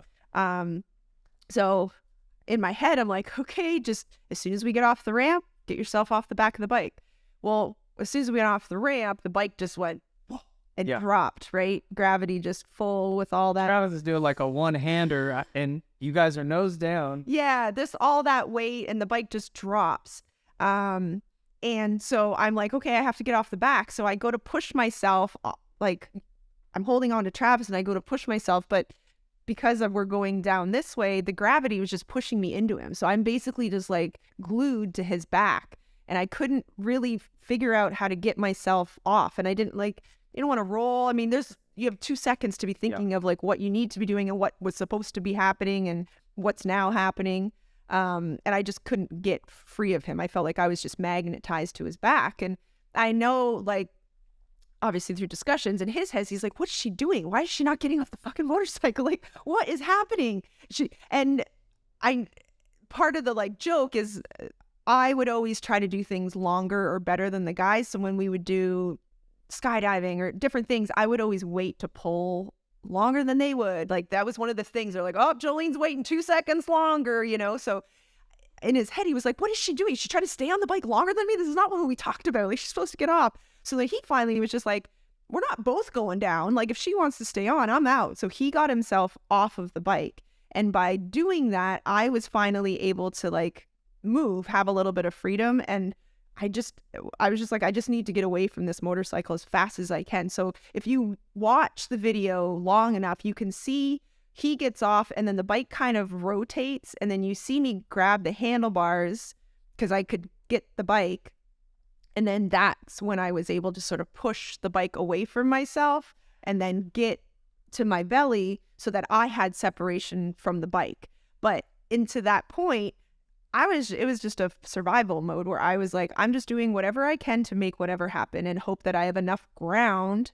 Like the ground's not going to have enough flying time. I mean, you knew at that point how long you had it. Oh, not long. Yeah. You're counting in your head and those seconds are, going away quite quickly. And so by the time I got the bike away and managed that one without panicking and killing myself, I turn and I open just again, I needed to do things as fast as I could because I knew I didn't have much time. I open, and when I open, I'm going right towards the cliff too. So then you're supposed to sort of open the other way and have lots of time and not have to panic. And so I'm headed right towards the wall of the canyon. So I just reach back as hard as I can and pull one side to flip myself around. And I was very, very close to the wall at that point. And then I finally, get to the ground, land, everything's fine. Like, you're like, oh my God, and you're celebrating. And then Trav and I like ran to find each other, but he actually thought for the first few moments when he had landed, before he could talk to anybody and like ask, he thought I died. He thought I was stuck to the bike or like something had got caught, because he just didn't understand why. First of all, I was still on the bike and he had to get off, and then when he got off, I was still on the bike. Like we just like that communication obviously came later when we were able to discuss what had happened. And from my angle, I'm tracking out. I look back, and she's still with the bike. She's facing the canyon. It looks like they're about to hit. I'm just like, if she doesn't open, I'm just going in. I gave him the thumbs up. I was like, I'm good. And he's like,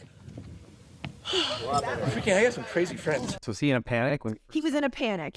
For the first time in his life, he thought, like, I just killed one of my best friends. Like, this is the worst feeling in the world. It's my fault. She shouldn't have been here. Like, he's going through all these things. And then it was like, no, Jolene's okay. Everything's fine. She's over there. And he was just like, oh my God. So, like that reunion of us like coming together to celebrate was even more intense, because he thought he had, he was taking responsibility for me dying in that moment. So it got crazy, it got gnarly, and we just did the best we could when shit went sideways. But that was not the worst one of the day. Later that day, Travis almost killed himself. So did you go back up and you flipped in too? Yeah, so then we went back up and we did the singles, where I flipped the dirt bike, Travis did his double flip into the pit, and then Jim went through the middle and just did like a straight air, and then we did that three-way off into. And that was all no problem? Yeah, that one we had no hiccups, no issues, nobody got stuck on anything, everything went really well. And did you have any hesitancy after what had just happened, like kind of getting close to the wall? You were just like, I was there for a purpose, and I was going to do everything I was there for. I had said to Trav that that's what I wanted to do. I had committed to it, and in my mind I was like, no, I'm here to do these two things. I survived this one. I'm still here. I'm fully capable. This will not go as bad. Like this one, that one I actually wasn't as worried about. You have more control of that one. Well, I was not just on the back of a bike. I was in control of the whole situation, and on a dirt bike, which is lighter. So where did he find all these bikes? So there's just a big... Greg got free to spot them from somewhere. Yeah. And then, it was just, we had to go pick them all up with the helicopter. So they put them all into the net and they raise it up, and we had to take out everything we brought in. Yeah. So we just had like this flatbed full of rubble after the weekend. But yeah, then Eric, who'd never ridden, amazing ski base jumper, amazing skydiver, skier, pro. Roner and Shane McConkey are both skiers. Yes, that became ski base, skydives, base jumpers. And he's like, well, I want to do that. We're like, okay. But he'd never ridden a bike before. So he's off to the side. Well, we're learning how to ride. We're doing all this. I think it was Randy, Randy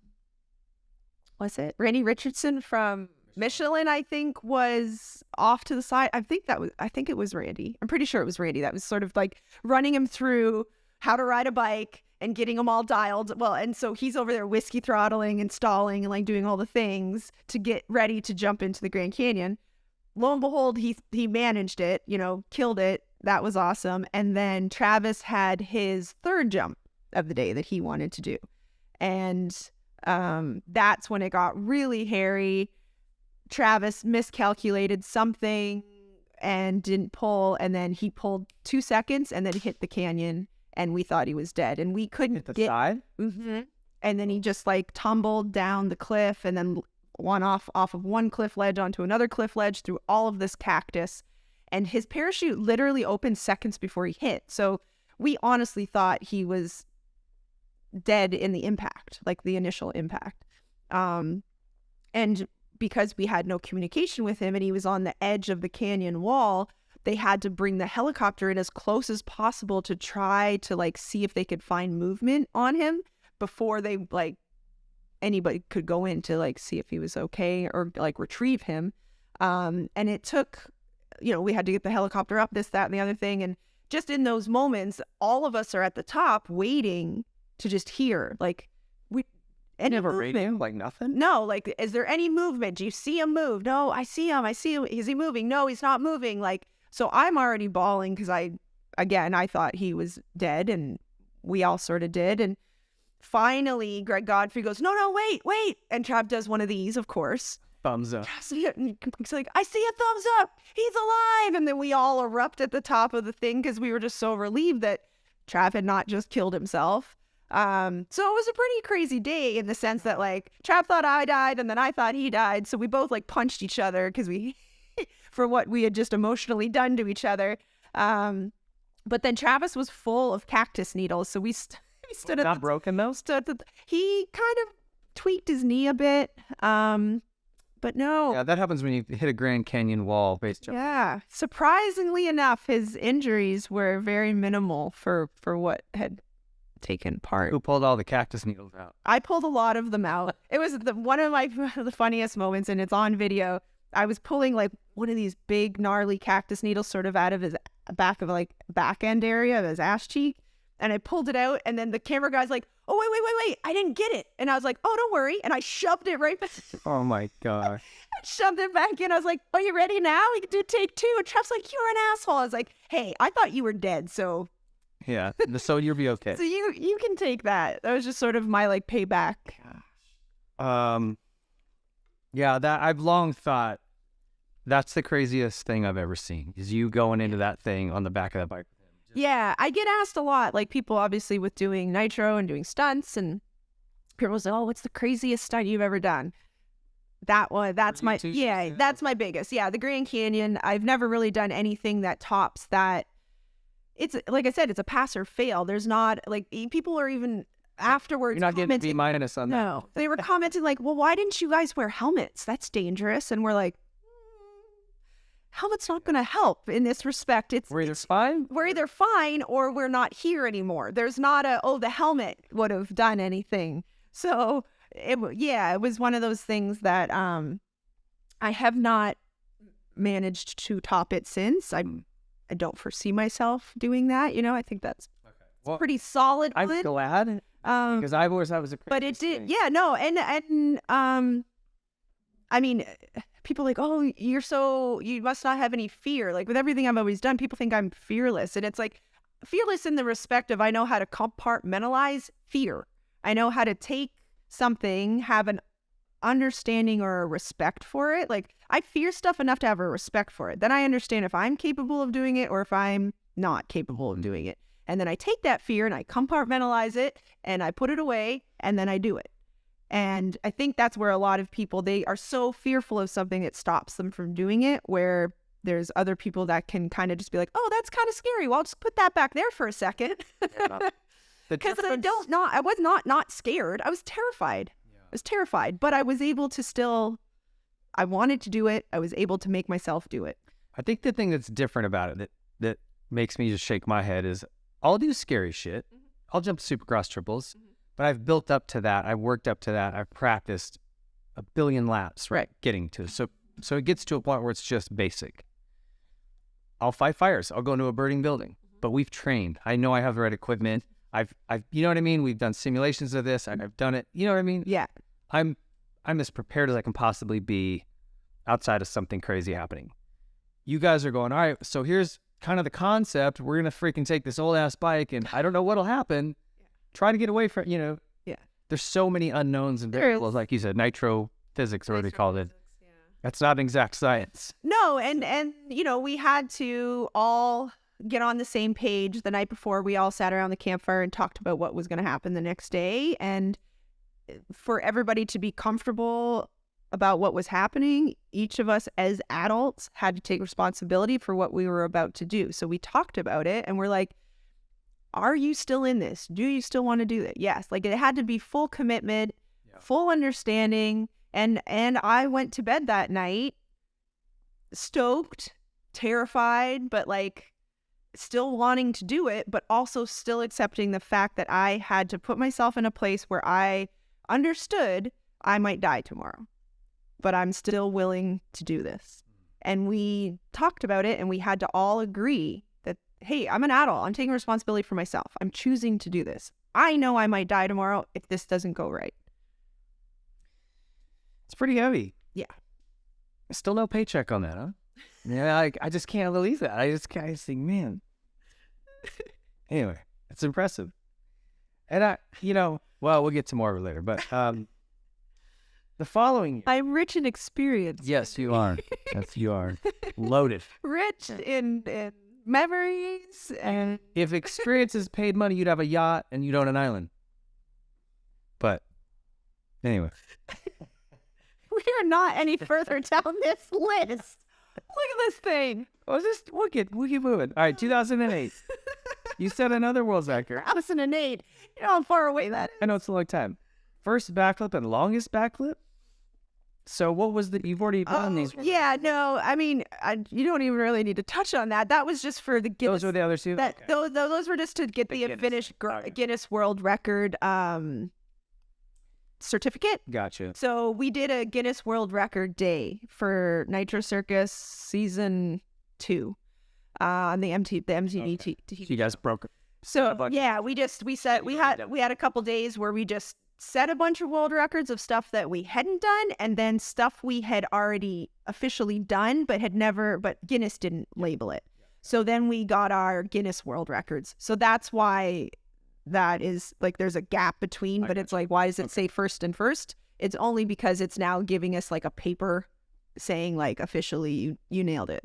So where were you at this point? And we'll take a little break after this, and then things will move quicker, I promise. So, where was your headspace at? Like, okay, you were racing, and now you started to do the stuff with Travis, and there's the Nitro Circus is blowing. Has taken off. Yeah, we've taken off at that point. And then you've got another avenue that probably at this point wasn't quite explored, but freestyle.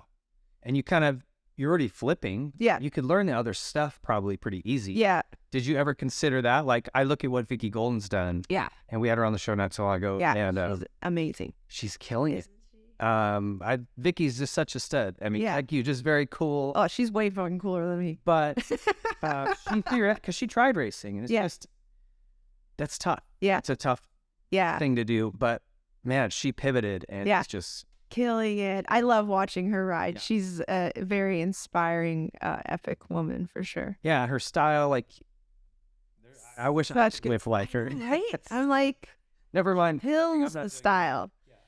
So what were you kind of going? Okay, I like this kind of stunt avenue. Did you think about freestyle? No, I did. I mean, I dabbled in it a little bit before, after I started flipping in that time frame. So the first time I ever hit a freestyle ramp ever was a backflip. But after yeah, exactly. But after that, my brother actually ran a freestyle team up in Canada. He had a small team that he had a takeoff and landing ramp set up, and he would drive around to all the different areas in Canada and do shows with a group of guys. And so once I sort of had that introduction to ramps, I did go home and I started riding with my brother a little, started learning some tricks. And then I got asked to do a Masters of Dirt show in Austria. So I went down to Florida, and I lived down there for a little while, and I jumped every day with Paul Smith. Paul Smith. Yeah, he unfortunately, another person that we've lost, passed a few years ago. But yeah, a freestyle guy, lived in Ocala for quite a long time, and then he came over here to California for I don't know how long he had lived here. But yeah, I was down riding with him all the time and getting ready for this freestyle show. And they had asked me to backflip. At that time, I wasn't doing it consistently enough. Plus, I also wanted to keep that title with Nitro Circus for whatever reason. I don't even remember why. I think it was we were planning something else, and I just wanted to not have. So they just were like, "Well, that's fine. Do you want to just come down and just jump and do, just do a small little freestyle demo?" And I was like, "Yeah, sure." So I learned a few tricks for that and was jumping, 75 feet ramp to dirt, the comp setup. And then once sort of Nitro Circus came after that, because that was just after I had flipped, then I did that show, was starting to jump ramps a lot and learning different tricks.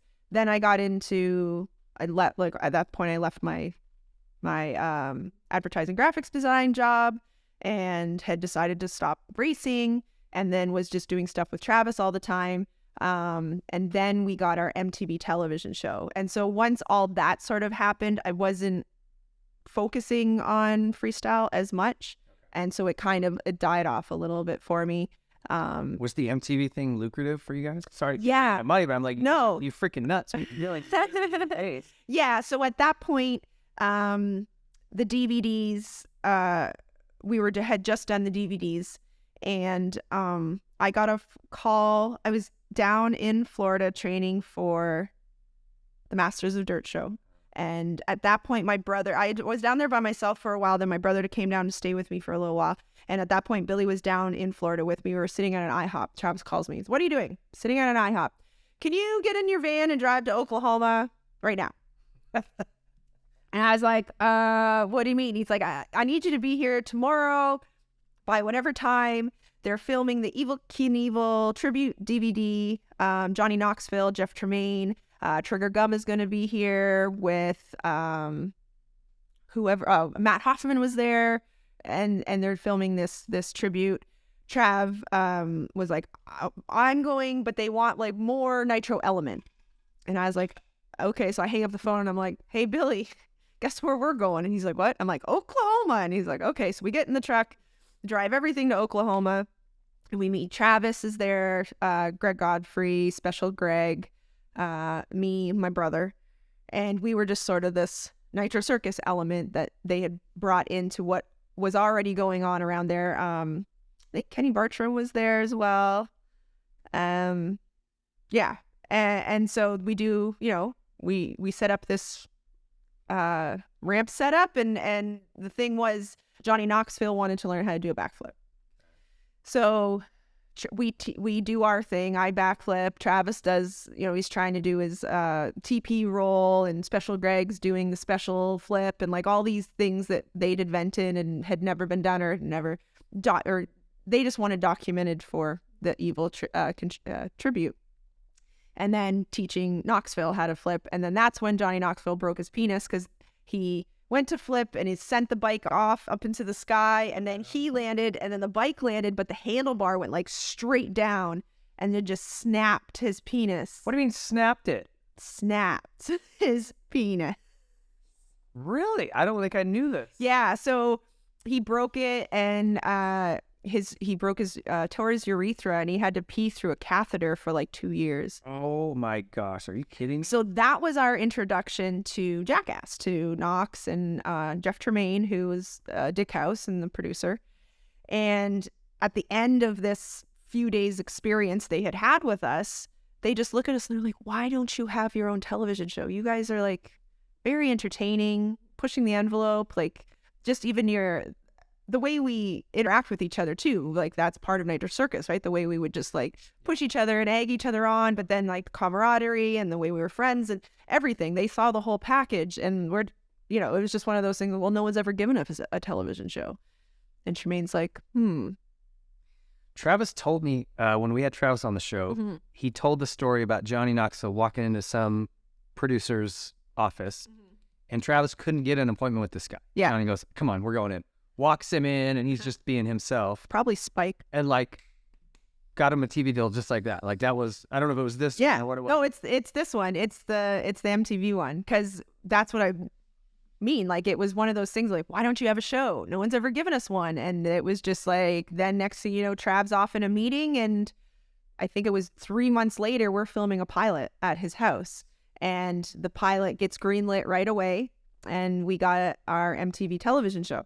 Now, back to your focus on money, that is the first time that we were given very good paychecks. MTV signed us and gave us contracts and paid us per episode, and that was the most amount of money I'd ever made in my life. But that wasn't at that point. No. Okay. No, unfortunately not. SAG comes later in my life. Okay, and we're going to take a break. We got so long. We're really making good ground. All right.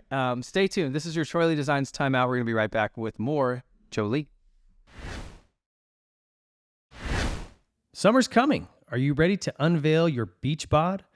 Manscaped is here to ensure your body is ready for the wild with their game-changing full-body grooming and hygiene products.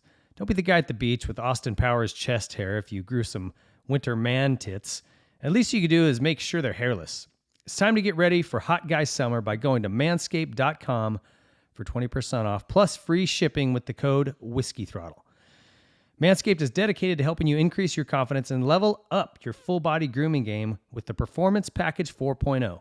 The kit comes with the Essential Lawnmower, the 4.0 version. It's waterproof, cordless, and a ton of other liquid formulations to round out your grooming routine. So whether you're trimming your chest or the treasure chest in your pants, this is the best trimmer on the market. Their trimmer features a ceramic blade designed to cut hair on loose skin and to reduce grooming accidents thanks to advanced skin-safe technology. You can even trim an arrow pointing to the promised land if you're bold enough. Inside the Performance Package, you'll also find the Manscaped Crop Preserver Ball Deodorant and Crop Reviver Ball Toner, an anti-chafing ball deodorant and moisturizer, because we know how painful chafing can be when you're wearing your bathing suit all day. No one likes nose hairs, so their package comes also with the Weed Whacker 2.0. You also get 2 free gifts, the Shed Travel Bag and the patented high-performance reduced chafing Manscaped boxers. These things are super comfy. I'm not even a boxer guy, and I like to sleep in them. They're great. If you're wearing sandals, you need to get the Manscaped Shears 2.0 Nail Kit. Look, we don't need a scene like, Dumb and Dumber where it's taking some type of rotary saw and a bunch of sparks flying. The Shears 2.0 Nail Kit gets you tuned up. Very easy. Having the right tools for grooming is essential, so do yourself a favor and always use the right tools for the job. So here it is. Get 20% off and free shipping with the code WhiskeyThrottle at manscaped.com. That's 20% off plus free shipping using our code WhiskeyThrottle over at manscaped.com. Trim your chesticles with the besticles. See you at Manscaped. There's a new product on the market that's going to help you with your riding and racing. and it's Elevate Action Sports. If you've not yet gone and checked it out at elevateactionsports.com, it's a collective of riding coaches, the likes of which has never been put together. Grant Langston, Ryan Hughes, Jeff Emick, Johnny Campbell, and myself, David Pingree, bringing all of our years of experience in professional racing to one place with professionally produced videos and all kinds of supporting staff to help you with your mental side of racing, your physical side, your bike setup, your bike maintenance. We cover it all. Get to Elevate Action Sports right now and join the community.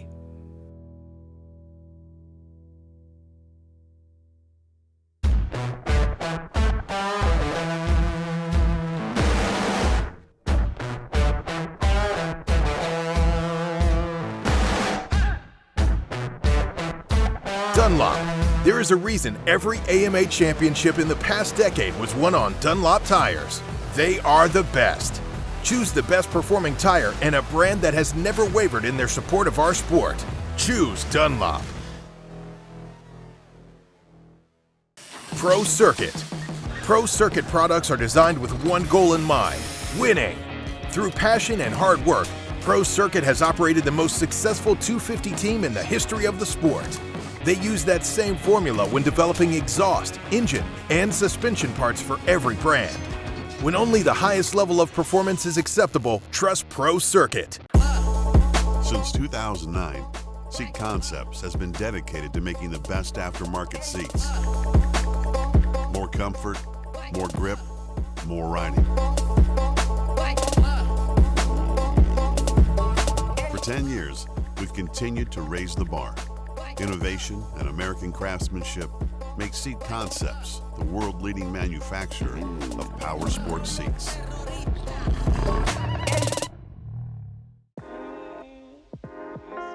Something from nothing. That's what Nihilo Concepts is about. It starts with a spark, an idea, a concept, which leads to a design, and finishes with engineered excellence with the highest quality products created with durability in mind.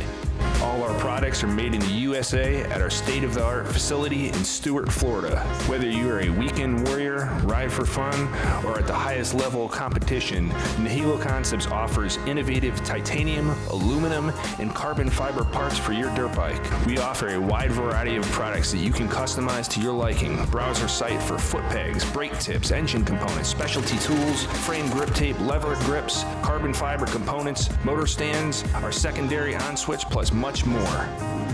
Head to NihiloConcepts.com and see for yourself why factory teams like Red Bull KTM, Rockstar Husqvarna, Troy Lee Designs Gas, Orange Brigade, Club MX, KLM Gas, and some of the fastest riders in the world choose Nihilo Concepts.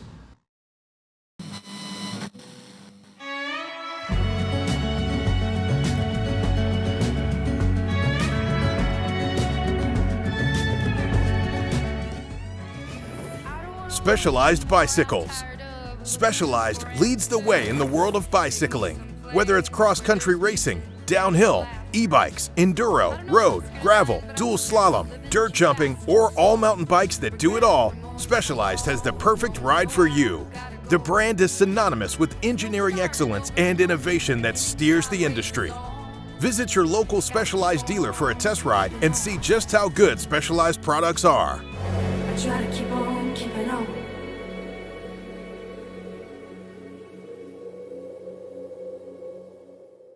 With a rich history in motocross, ProX has been dedicated to supplying quality components since 1975. Whether you're rebuilding an engine or just need a new chain, ProX Racing Parts aims to bridge the gap between OE quality and affordability. ProX has over 9,000 part numbers and over 60 different product types that are manufactured by highly reputable or even OEM suppliers and are offered at affordable prices to help keep riders on the bike instead of in the garage. Visit ProX.com to search parts for your bike or check them out at your favorite online or local dealer. Audio Jungle. The guys are just breaking in their race bikes, which will leave on the semi this Saturday to go to the first Supercross for our coast in Orlando. So the guys are just be goofing off a little bit, do some cool photos, do some cool videos. When you go racing, you want to do well, but a big key is keeping the bikes on the track. That's why we chose to work with Motul. Expectations coming in as a rookie is just to try and get my feet wet and honestly just send it, see where I end up, and do my best out there, but just ride aggressive and ride like myself in practice, and I should have a good time. Challenges of this sport, I believe, is just simply staying healthy. With how fast we're going and what we're doing, your margin for mistake is really, really small.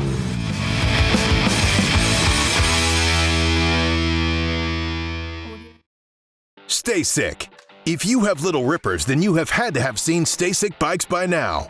We have created bike and experiences that allow kids to develop sooner and empower them to find their own ride. From learning to ride to sharpening skills, the Stay Sick promise is accelerated growth. Whatever path your family chooses, it's going to be the ride of your life. Stay Sick Stability Cycles. I'm on vacation every single day because I love my occupation. I'm on vacation. If you don't like your life, then you should go and change it. Welcome back, everybody. That was your Troy Lee Designs timeout. If you guys have not been over at Troy Lee Designs lately, TroyLeeDesigns.com. All new spring line of gear is out. Stuff looks awesome. The paint department's still working. If you guys want to do numbered name, a full custom helmet, mountain bike stuff, casual gear, they've got it all. TroyLeeDesigns.com. Okay, so at this point in your career, I want to get in. You're like basically full on Nitro at this point. Yeah. What year are you wanting to be this around? I mean, I don't even know. What would this be? 09, 10? Okay. Yeah. So at this point, we had our Nitro Circus MTV television show for 2 years. Okay. And then we branched into a partnership and with somebody else and created the live shows. And then the live shows have been the majority, at this point, the majority of the life of Nitro Circus, right? We had the DVDs, we did the MTV television show. There was actually a small show on Fuel for a little while. And then we got into the live show, and that has lived until today. So they're doing the 20th anniversary Nitro Circus tour this year. Gee. So it's kind of a fun thing. We've been working on it for the past couple months. I told you I did my first interview with them in a very long time, and that's for that tour, just because they want to incorporate the OGs into parts of it. And then as the tour goes on, some of us will sort of sprinkle into each show just to kind of come and say hi and do some hosting and stuff like that. So I will possibly be making my re-debut with Nitro, just kind of hanging out and possibly doing some co-hosting stuff at a show or two in the fall if I'm able to between work. You're not going to hit a ramp on like a tricycle or something stupid? No, because I'm not entirely sure of my start date yet, but possibly sometime in July or August, I'll be going to Vancouver to work on a movie for 4 to 6 months. So that's right. I definitely can't do anything when I get hurt. You don't want to risk that. Tell me, I want to hear about your time at Nitro, because I know you guys all have this. There's a really cool vibe amongst all of you. Yeah. But you had to have seen some crazy shit. There had to be some stuff that went wrong or really funny stuff that happened. What stories that kind of stand out for you from your time?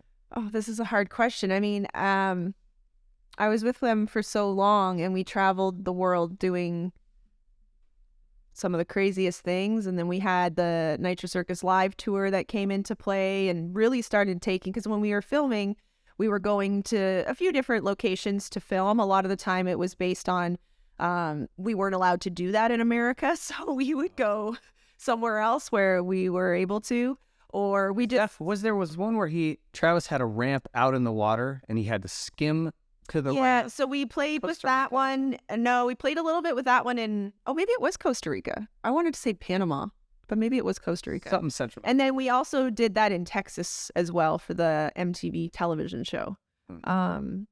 So sometimes, depending on if the stunt was really cool or we tried it and it didn't quite work, we sort of revisited it as we got into areas that we thought it might work better, or we had more knowledge, or a couple more. Was Billy still tagging along at this point? Sometimes, yeah. So Billy would kind of come and go if there was a trip he wanted to be a part of, or if Nitro needed him. My brother's a fabricator. My dad is a tool. He owns a tool and die business. So my dad, a tool and die by trade.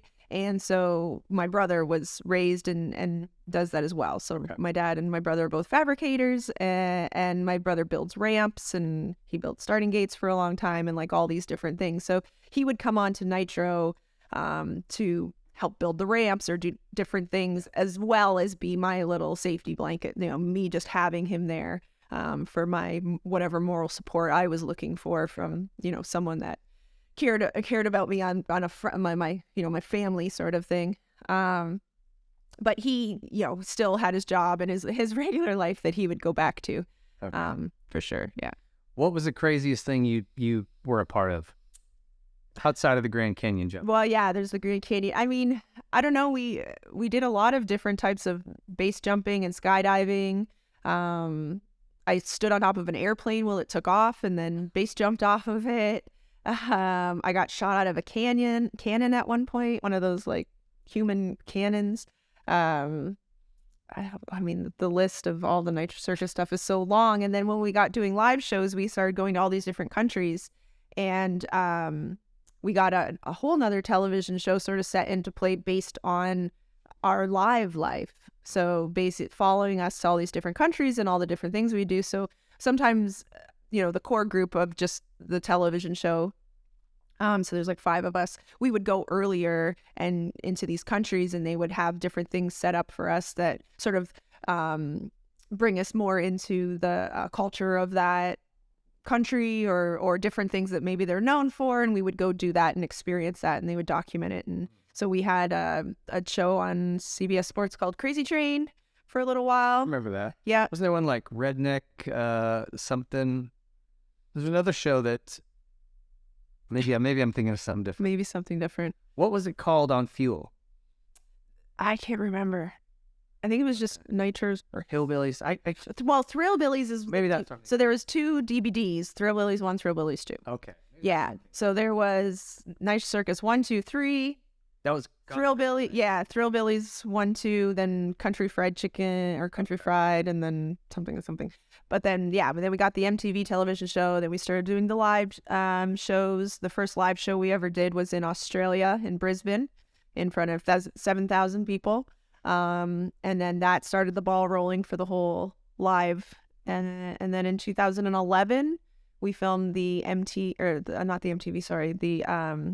Nitro Circus 3D movie. So that had us. I saw that one. That was one I never got. Yeah. So that had us going to a bunch of different locations as well. I mean, one of the craziest things that Travis has done a whole slew of crazy things. But one of the ones that is sort of his tops is the chute-less jump, where he jumps out of the plane without a parachute. So I was part of that, as in I went down with the crew. I'm the tiny little blonde shoved in the corner as he jumps out. I was taking photos. And when he got down to the bottom, after he did, at the time, I don't know if anybody else had ever done that. I think he was the first person. And I was like, oh my God, that was amazing. And again, we're there. The whole thing is all the people, all the elements, it's all there. And I was like, can I go do it? Like, can we go get it, like do it again? And I'll jump out. And Trap's like, no. And I was like, why? And he's like, this one's mine. You're not stealing my thunder. He just wanted to, he's just like, no. Because like, yeah, we could probably do it again, but no. So yeah, it was like I got to be, even when I wasn't doing some of the stunts, you're just there, a part of all of them all the time. And either you're helping as in contributing to what needs to happen. If it's you're building a loop or a ramp, and everybody has their 2 cents to make it happen from their knowledge and different things like that. So it was always just a really fun experience, and leveling up constantly to, like, I don't know, you're just always doing something that you'd never really imagined. Like, when I look back on my life as a whole, I could not have fathomed this life. I could not have dreamt this. Like as a kid, I had an idea of things I wanted to do. Like, I want to be a pro racer. I want to be a stunt person. It'd be so cool to make a living on 2 wheels, however that is. But I had no knowledge past that. It was just that thought. And then the fact that to look back on all the things that I've done with 2 wheels or not, because the 2 wheels just got me to a place where I then was a part of this cool stunt crew that got me into skydiving and base jumping and like BMX and all these other things. Because I even You know, I was the first woman to ever double backflip a BMX as well. Like I have records in that category. And these were just all through two wheels, but then spanned out into all these other things where I met so many other athletes that showed me what's possible and what I'm capable of, and supported me and helped me. And what would you say? So it's hard. I know you had like a specific question. It's just hard to answer that.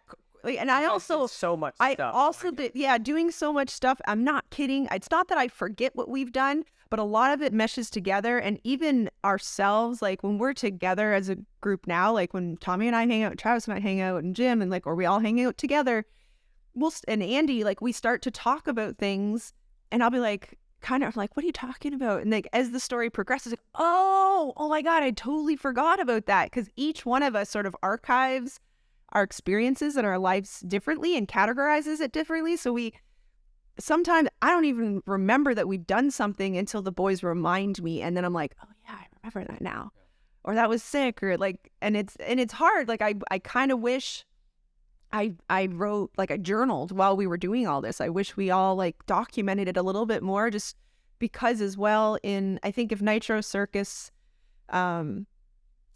you know, the MTV show, or the height of it in that 2006 to 2010, if that was now, I mean, the documentation of it would be so much more intense. Even through social media and everyone having phones and just the drones and all the different capacity in which you can document stuff now.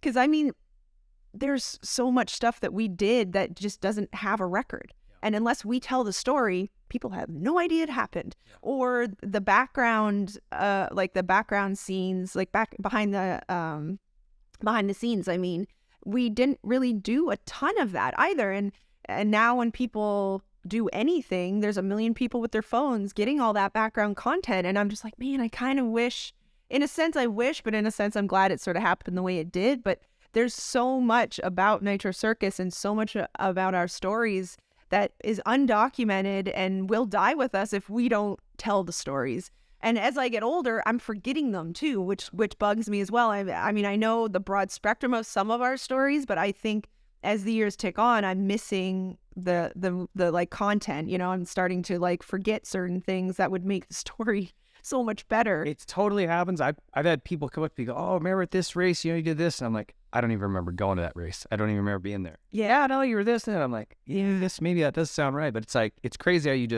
it's gone. Mm-hmm.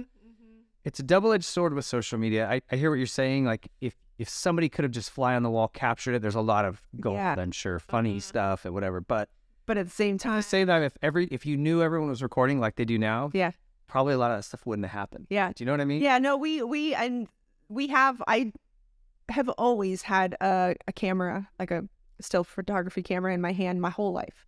It was something I love. Like even now I take a lot of pictures on my phone, but that's not because I now have an iPhone and it's more accessible to me. I've been that way. Ask any of my friends since we were teenagers. Like I was always the person with the phone. I was always, or with the camera. I was always annoying people taking pictures. But I'm now the person that has all the photos. I'm the person that has all these memories, and I'll just randomly start going through photos and sending them to my friends. And like, oh my God, that's an old letter. Like, and it's just fun for me. So while we were doing Nitro Circus, we didn't have a personal photographer. So at the beginning, I was the photographer. So a lot of the photos that you see on some of the cases or used for media were my photos before we got into MTV, and then they had a photographer, or they brought in photographers. So I have a very huge catalog of photos for that whole part of our life. I don't have videos, but I have a good catalog of photos, and I have a folder that says Nitro Circus After Dark, because we always joked about how we could have had our own television show just based on the shit we would do when the cameras weren't rolling and we were out just having fun. Yeah. So there's a whole folder of those. Because that's the stuff that probably would have looked differently if you knew people had phones all the time. Right, because we wouldn't have genuinely been being ourselves, or felt like we could have just been doing whatever we wanted. But that's, we raced some hell and wreaked some havoc. Even in like the motocross world, in the 90s when I was racing, you know, the shit that went down at Havasu, like it couldn't happen today. It couldn't happen. These guys have to be so careful. So it's the same.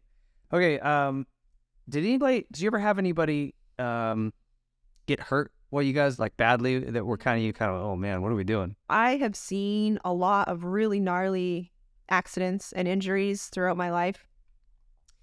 Some that have happened to myself, some that have happened to some of my best friends and my family, some have happened to people I don't even know, but I was there to see it. And it never stopped me.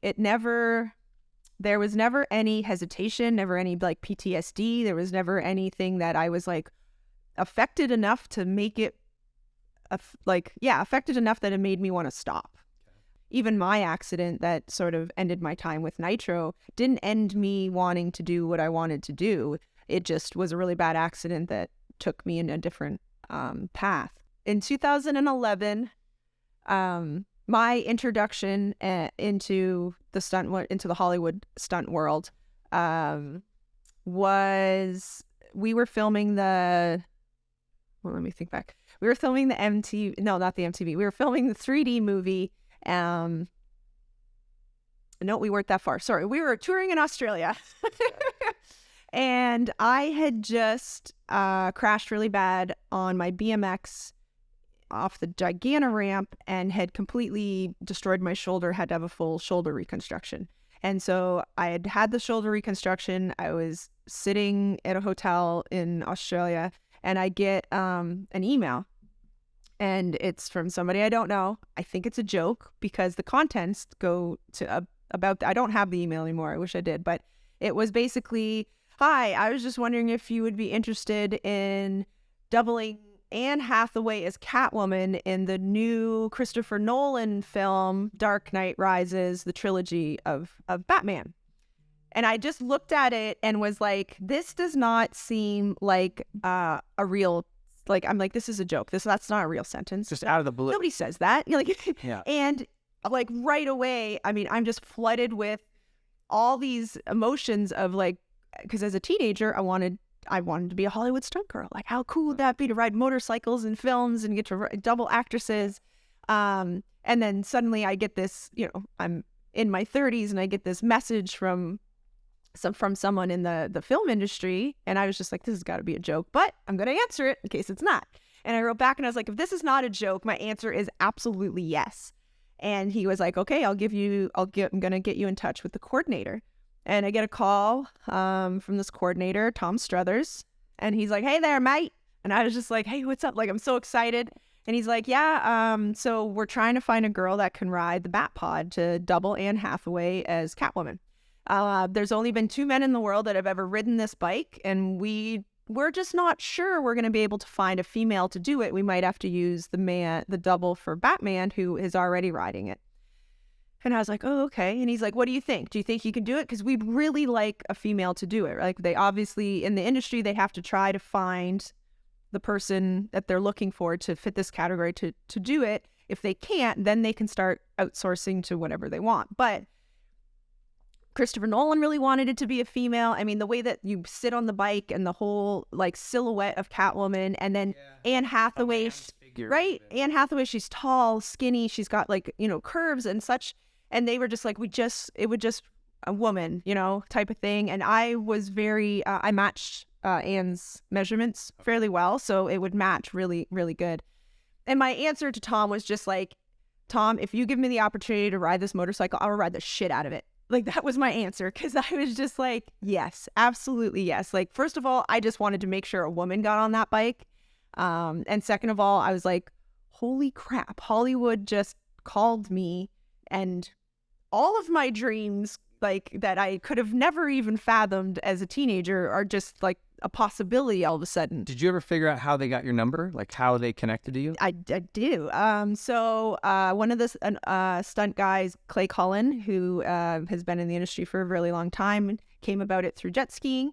He, and as well as many other stunt guys, were a fan of Nitro Circus and just sort of knew me as somebody a girl that can ride motorcycles and has world records and just has this capability of sort of getting into situations that aren't always doable and doing it, sort of thing.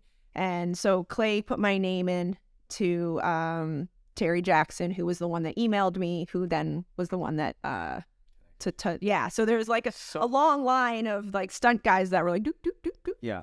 And that was your first real job on Yeah. Summer? So big one. That's Like, a big it's one. not like you started with some little. No, I'm very aware of the fact that I have a very Cinderella stunt story, like an entry to the film industry. Because yes, generally it's not that open book, as in like you get a call and suddenly you're. But it wasn't that easy either, as in I just said, yes, I could ride it. And he's like, okay, no problem. He didn't take my word on it. They flew me out for an audition. So Tom just basically said, okay, yeah, I'm going to fly you out to England. You have a couple days to ride this bike. If you are able to rip around on the track with the male stunt guy that doubled Batman, he's like, if you're able to rip around the track with him, you get the job. That's it. And I was like, okay. So at the time, I was saying I was recovering from that shoulder injury. They luckily were only going to fly me out like a couple months later. So I had a little bit more time to heal. But we were also filming the Nitro Circus 3D movie at the same time. So we were filming that movie for a little while. And then while we were in Panama and the boys were filming the roof-to-roof jump, that ended up in the movie, I flew to England for this audition. And then I got there. There was a little bit of a learning curve because it is a very odd motorcycle.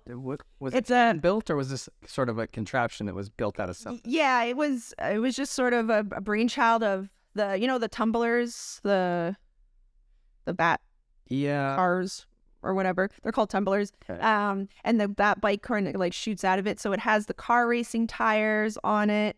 They're very big. Yeah. And it just ain't want to turn, probably, right? No, it doesn't turn very easy. I mean, it turns, but like big, long, wide turns, and you're steering it with like your upper body, as in like your shoulders and your hands, and your movements are all up here. Okay. But it's a Honda 450 engine inside of it, and it's fast and it's real. A lot of people are like, oh, is that bike even real? I was like, oh no, it's real and it's fast. I mean, it's a straight line, and turning not so much. But yeah, I went over, and it took a little to understand because it's all weighted on one side. There's only the one swing arm. It does not go on both sides, so it all kind of tilts over. It doesn't stand up by itself. So there's just some things you have to learn to kind of get it going. When you first got on it, you're like, I don't know. When I first got on, I mean, I was determined to do it, so I was going to do whatever I needed to make it happen. But I was a little taken back, but I was also prepared for that because they had said like only 2 guys in the world have ever ridden this thing. It is very difficult. So it's not like I went in like, oh, I'm going to nail this right away. I knew it was going to be hard, but I was determined that I was going to make it happen, just like everything else. That's a theme for you. That's a theme for me. Yes. Once when I set my mind to something, it's very, very small chance that I will back down until it's completed or it's happened. So that's awesome. So I ended up ripping around the track with him by the end of the first day, and we just kind of kept practicing, and Tom just kind of came up and he's like, well, you get the job. And so they took me and introduced me to Anne because they were filming at the time there. And then a couple months later, I flew to Pittsburgh. And I ended up working on that movie full-time for 4 months. So that was my introduction to the film industry, and it was a lovely one. I mean, not many people get that opportunity. It's pretty big. Doubling the lead, Anne Hathaway, this amazing, actress, not to mention in a Christopher Nolan film, it's Catwoman. I get to be, in the cat suit. I had my own cat suit, and I'm driving this motorcycle that like only 3 people in the world had ever driven. And I mean, yes, it's a very cool Cinderella story, but in those 4 months, Tom utilized me every single day. So when I wasn't working, doubling Anne, he had me doing anything else that needed to be done as an ND stunt. So I was learning everything. And then I was working with this amazing group of people. Terry Jackson is a big name. We got George Cottle, and then Tom Struthers and Jim Wilkie. These are like big names in the industry that have a lot of knowledge and have a lot of experience. And I was just a sponge, and I was willing to I'm like, tell me all the stories. Tell me everything I need to know. I'm like, and Terry Jackson, really, he was Bruce Willis's personal double for 9 years. And so he really took me under his wing, and every day at lunch, he'd sit and tell me stories. And like, if something was happening on set that he thought I needed to have more content, like more input, he would just pull me aside and be like, okay, so in this case, it'd be best if you do this, or you don't do this, or you don't do this. So I got like amazingly schooled by some of the best right out of the gate. And because they knew where I came from, it was my first film, I was able to ask any question I wanted to ask at any time. And no one ever made me feel stupid. No one was ever like, well, you should know that. You're a stunt person. Because I wasn't. I'd come from the action sports industry. I was a Nitro Circus person. And this was my first, my first film. So I got very, very lucky, and I'm super fortunate. And I learned so much in that time. And I took advantage of asking a million questions and doing everything I could, because the second I stepped out into that environment and filming and being in the costume and action, I was just like, this is home. Like there was no part of me that ever felt uncomfortable. There was no part of me that was ever scared. I was always like comfortable and confident. And I just was like, this is where I go next. And I think I took a lot of, it just felt so good. Like I took a lot of, I can't even think of the word right now, but the comfort. I took comfort in that feeling, knowing that like, when I'm done with Nitro Circus, I know identified your new path. I knew this is where I would go next, or where I was meant to go. And a lot of the guys I worked with were like, Jolene, because they'd ask me the same questions you did. Like, how'd you do that stunt? Like, I would sit and tell stories. And at that time, my stories were a lot more fresh. So they got better stories than you did. But again, being stunt guys, making good money, having stunt adjustments and royalties, and being in a union where there's a base, they're like, well, how much did you make for that? And I was like, what do you mean? And they're like, well, what was your stunt adjustment? I was like, what do you mean? Yeah. What's a stunt adjustment? Can you explain that one to me? You mean they were supposed to pay me? And then, this is a Batman movie. You're going to get a lot of royalties. What's a royalty? Yeah, what's residual? Yeah, you'll know for the next decade. So yes, I was very aware of the money that you could make for doing some of the shit that we were doing. Because those guys were the same thing. They're like, Jolene, you need to leave and come here. Yeah, immediately. Yeah, you're going to die over there with like no money, and you could just come over here, live longer, and actually make some good money. And I just kept saying like, yes, absolutely, but I'm not done over there yet. And this was in 2011. I didn't leave Nitro Circus until 2016. Okay. So it was true. I wasn't done. I was still at the peak of my career with Nitro, in the sense of not to mention the fact that I'd helped build a brand. I was a part of a core group. Like family, right? They are my family. We eat, sleep, and breathe Nitro Circus for all these years, that I just wasn't ready to leave them yet. And I still, in my mind, had all these world records I still wanted to do the double backflip on the BMX. I still wanted to front flip a dirt bike. I still wanted to double backflip a dirt bike at one point, was one of my bucket lists. I had a list of all this stuff that I still hadn't done. I wanted to do a snowmobile. And so I just was like, please remember what you've just said to me, because I will be back. I will eventually call you, and I will eventually say I'm ready, and I really hope that you will still help me then. That's crazy to me that you went back. Like, to me, you get that, and maybe you just at the time didn't really know, but like that opportunity to walk away from it, you didn't put it on pause. Hope it'll be there. Slightly on pause, because I was in the union. I had my SAG card, and I had all these connections. I was honest with everybody. That was to me, it was about being honest, and then not trying to do both half-ass. Yeah. I was fully in the sense that like, I need to stay fully here with Nitro so I don't kill myself, instead of trying to do both. And then I never wanted to start asking these people that were offering me my dream, my next dream, to be like, yes, get me a job. And then they go, okay, I got you this, and this. Oh, sorry, I can't. I'm still on tour. So I didn't want to start burning bridges before I even had the opportunities. So I was as honest with them as possible. And I said, please remember that. I will be back. I promise. And I hope that you will still be here willing to help me when I come back. And I don't know if it was just, the talent they saw, and the honesty, and the fact that a lot of them became my friends. But they have all given me jobs now at this point. They have all helped me in some type of way. They've either hired me or given my name a million times. I've worked with them. So in that honesty to them about what I really wanted to do, because I wanted to finish Nitro off being 100% there.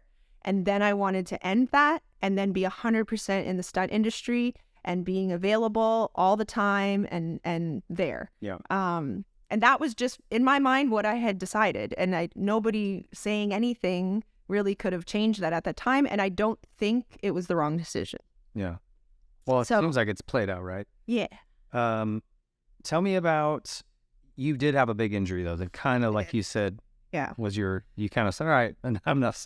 Yeah, so I had 2 close calls within Nitro Circus, one being the Grand Canyon, where it was like, ooh, I got pretty close there of not being here anymore. And then the second, unfortunately, came in just before my birthday in September 2015. We were training or practicing and getting everything ready for the next tour that was about to start. And we had switched out the big Gigana ramp that we have for our bicycles and skateboards and scooters and all of our contraptions. Because as most people, if you know Nitro Circus, you know Nitro Circus is built up of motorcycles and bicycles and all these like action sports categories that have talent and are very hard work and a lot of risk. But then we also have silly. We have the entertainment part, the clown part, the Nitro, the circus part, I mean. And we have contraptions and we do, those things. And that has been since the beginning as well, from the DVDs. There's always that content of a little bit of silly, a little bit of stupid. And so for many, many years, I would jump a Barbie car off of the mega ramp. And this year we had gotten a whiskey sponsorship. So they wanted to change one of the contraptions to a whiskey barrel. And I was one of the athletes that they were specifically sponsoring. So I was like, yeah, I'll go in the barrel. That's no problem. So they created this whiskey barrel, which was very small. So I basically was sitting with my knees at my chest and then driving this like tiny little barrel. And had it been off of the Gigana ramp, probably would have had no problems. It would have run the same thing, the same way the Barbie car did. And I jumped the Barbie car for many, many, many, many, many years with no problems.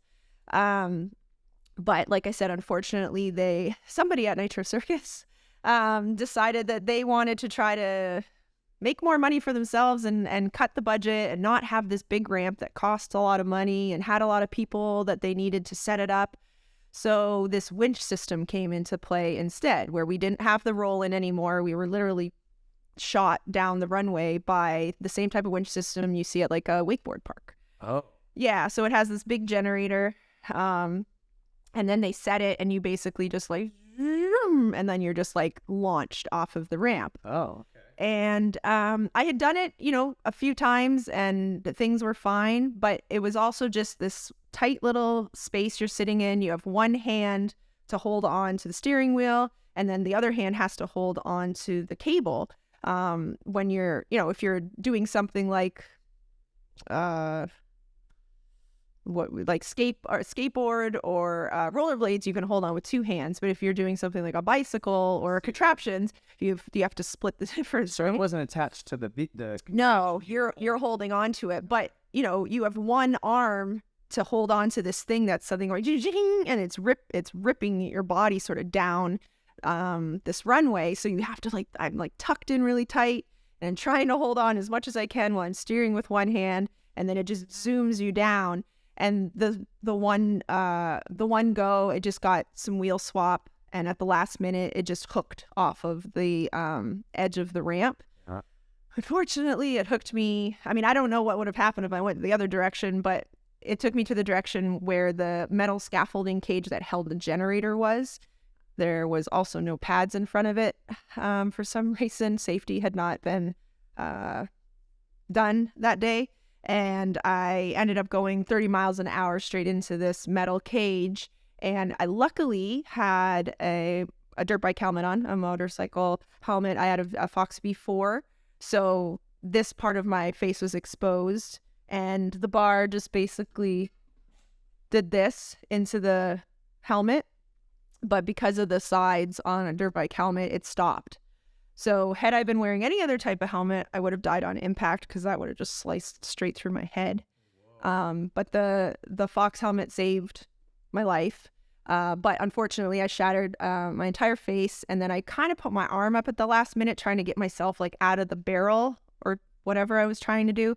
So I shattered my arm, so my whole arm was all messed up. And then after I hit, I ended up falling like the 10, 12 feet to the ground as well.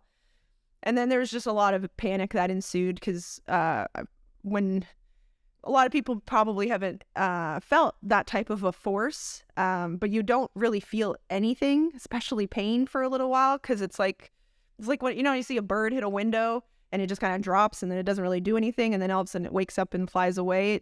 It was sort of that effect where I hit so hard I couldn't move, like it was almost like a full body numb paralysis, but also I didn't feel anything. And then I had my eyes open, but they swelled closed within seconds. So I saw a couple of people. The fort fracture? What was it? I shattered like everything all in here. I don't really know what the specific name per se is, but I have a mesh titanium eye socket and 2 plates in my face. I had to have. I actually still don't even have any of the bone that you have in your front here is like sort of all gone. They had to redo my nose, so I had an unwanted nose job. So I have a much smaller, more petite nose now than I used to have. I broke my nose twice growing up as a kid, so I had you used to have like one of those bumps, but now it's a nice little swoop of a nose. Yeah, and unfortunately that accident was pretty traumatic on a lot of different levels than any other injury I'd ever been through. The eye was sort of the worst part, was because of the eye socket shattering. The eye like fell back and down into my skull and was in the wrong spot, and then it wasn't treated properly to begin with, so then scar tissue took place, and they didn't think they were going to be able to save my eye. So I had double vision that they didn't think was ever going to be repairable, and then they thought by doing the surgery it would either stay the same, they could make it worse, or they could make me blind. There was this tiny percentage that I would actually see properly again. So I ended up seeing a few different doctors to see if what was possible. And then I ended up I ended up with this doctor that was just like, this is what I can do for you. And he was very honest, and it was terrifying. But he said, he's like, I'll do my best. And I was like, if you will just promise me you'll do everything in your power to try to give me my sight back, because I literally cannot live the rest of my life with double vision. It is insane. Everything was double? It was like everything all the time. So you have to patch an eye to be able to see properly. So you'd be done with everything. Yeah, so that was the other thing too. And then my arm was shattered, and then I had surgery, emergency surgery in Bakersfield. They put my arm together wrong, so I had to have a second surgery on that. And that surgeon was also very honest in the sense that he's like, your injury to begin with was something I'm not sure, could be career ending, but now that I'm having to do it a second time, I'm not sure you're going to get proper use of your arm in order for you to ever ride a motorcycle again. And so I had the eye not being able to see, probably, all those possibilities of like what could happen there. And then with my arm. So I went through multiple surgeries, and went through a pretty hard time with just, depression and different things there. And yeah, it affected me on a level, not that I didn't want to ride motorcycles again. It affected me on a level that it might take away everything I've ever known and loved, and the future of being a film stunt person, a Hollywood stunt person. I was like, no, this is like, there's not a possibility. I was like, I don't even know who I am if you take all of those things away. I'm literally nobody. Like nobody to myself, I wouldn't recognize that person or how to start to begin to build a new life. So I just, with a lot of positive thought and like finding good surgeons, I got really lucky. I seem to have really good genes for healing as well. The eye's good? It's like no issue. I have a couple slight deficits, but they're nothing that I mean, the body is an amazing thing as well. Over time, a lot of those smaller deficits have sort of gone away, and other ones I've just learned to adapt to. So, if I need to look behind me, I can't like look with my eyes. I just turn my head a little bit, right? So there's a spot at which my sight line sort of stops. But before it was like I couldn't even see past like here. Like it was like I had this and it was double all the time. But that was one of the scariest moments in surgeries, because going into surgeries before, I'd broken a lot of bones in my life, in my career. I've had a lot of surgeries, and usually I'm like the life of the party going into I'm making the nurses laugh. I'm usually making the doctor laugh, the esthetician, or the anesthetician. What is it called? Is it Anesthesiologist. Anesthesiologist. Usually making them laugh, and just kind of, it doesn't bother me. Like I'm going in for surgery, big whoop, and I'm like, stick that mask on me. I'm gonna have the best 2 seconds before I go to sleep. But that surgery, for the first time in my life, I was on in the hospital bed waiting to be wheeled into the room, and I was uncontrollably sobbing in fear, because I was like, I could wake up and never be able to see properly again, or be blind in one eye and lose the future that I always wanted, lose my identity. Like I just didn't know. There was so much unknown and so much fear. And so the doctor actually had to come out and calm me down before he could even take me in and reassure me, like, I'm going to do everything that I can. Unfortunately, I really was a 1%. Like he was like, at that point, he'd actually never done that surgery and got a better result. He'd always just been able to like slightly improve it or keep it the same. And then there's been other surgeries in the past where it got worse. So it was really just having to put a lot of faith into the fact that I was like, no, I am not. I'm going to be a miracle. I am going to be a miracle. And then when I woke up, the doctor was standing there, and he just looked at me with like a smile on his face, because I think he already knew the answer, but he was like, how many of me do you see? And I was like, and I just started crying. I was like, 1. And he had his a couple of his what are they called under him? I'm blanking on the word right now, but just surgical assistants, right? No, the ones that like learn off of him. I watch Grey's Anatomy. I should know what this is called. Interns. Thank you, interns. So he had his other interns, and then in that moment he just like, how many of her? And I was like, 1. How many of him? 1. And he's like, we did it. And I just I was just bawling, because I was like, oh my God, I can see, and it was just so crazy to have that moment. And like right out of surgery, like you didn't have to be patched for a while or anything. He just opened your eyes and said, did it work? Yeah, it was that crazy. But yeah, I was just instantly like, thank you for, giving me my life back. And he calls me to this day. He sort of calls me one of his miracle cases, because he wasn't sure if he was going to be able to fix the issue and give me my life back. And it's crazy. And he did. I've heard about this incident. That's because I've never done an interview about it. Where was it? Were you in Bakersfield? Or why were you in Bakersfield for that? Yeah, we were we were training at the Woodward. There's a Woodward up close to Bakersfield. And so that's where we were doing all of the stuff. So then the arm surgery, that went okay too? Yeah, so that surgeon, he had a hard time, because I had 3 plates and like 30-something screws, and he had to take all of that out. And then he had to put my arm back together properly. And then he had to find holes, like it was like Swiss cheese. And then he had to find places to put his hardware in. So radius and ulna, or was it elbow and both. Humerus, yeah, or all of it? Yeah. Yeah. So he was able to do that. And the process of healing through him as well was really cool, in the respect of every time I would go in to see him, I would have like more range and more movement. That he actually documented my whole thing, and he uses it as a case to teach now. Yeah. But the one point, like I almost had like full out and then slight rotation. And I was like, I think it actually might be this plate. And he goes, okay, we'll do one that I'll go in and I'll take out just the stuff I can. He goes, there's some stuff that just has to stay there. So he took out about half.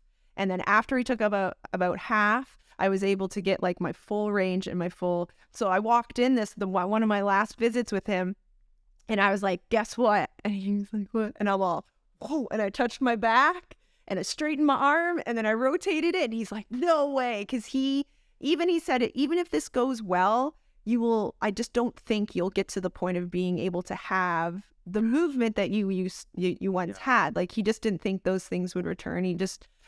That was his professional opinion. And I'm all, oh no, just over here proving everybody wrong. You're a medical marvel. So it was cool because, like, in the respect of those two surgeons, I was a very special case for both of them that came out, like, was pretty gnarly, but came out more, like, exceeded their expectations. Okay, so was this sort of the catalyst where you're like, okay, no more Nitro Circus. I'm going to go do this? I mean, that's a traumatic experience where you kind of go, okay, maybe I've pushed the limit enough. Right. You would think so. But no, I was actually still prepared to come back to Nitro Circus. Maybe you should have seen a psychiatrist. No, I just had to have a run-in with a person that was not very good.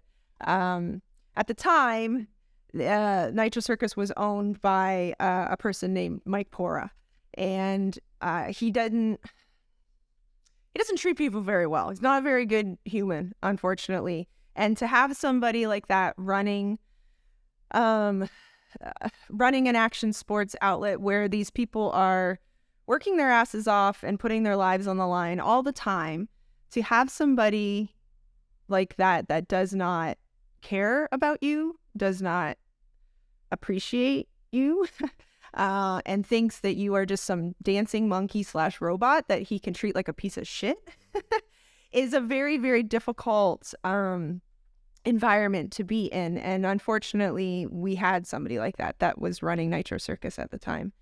And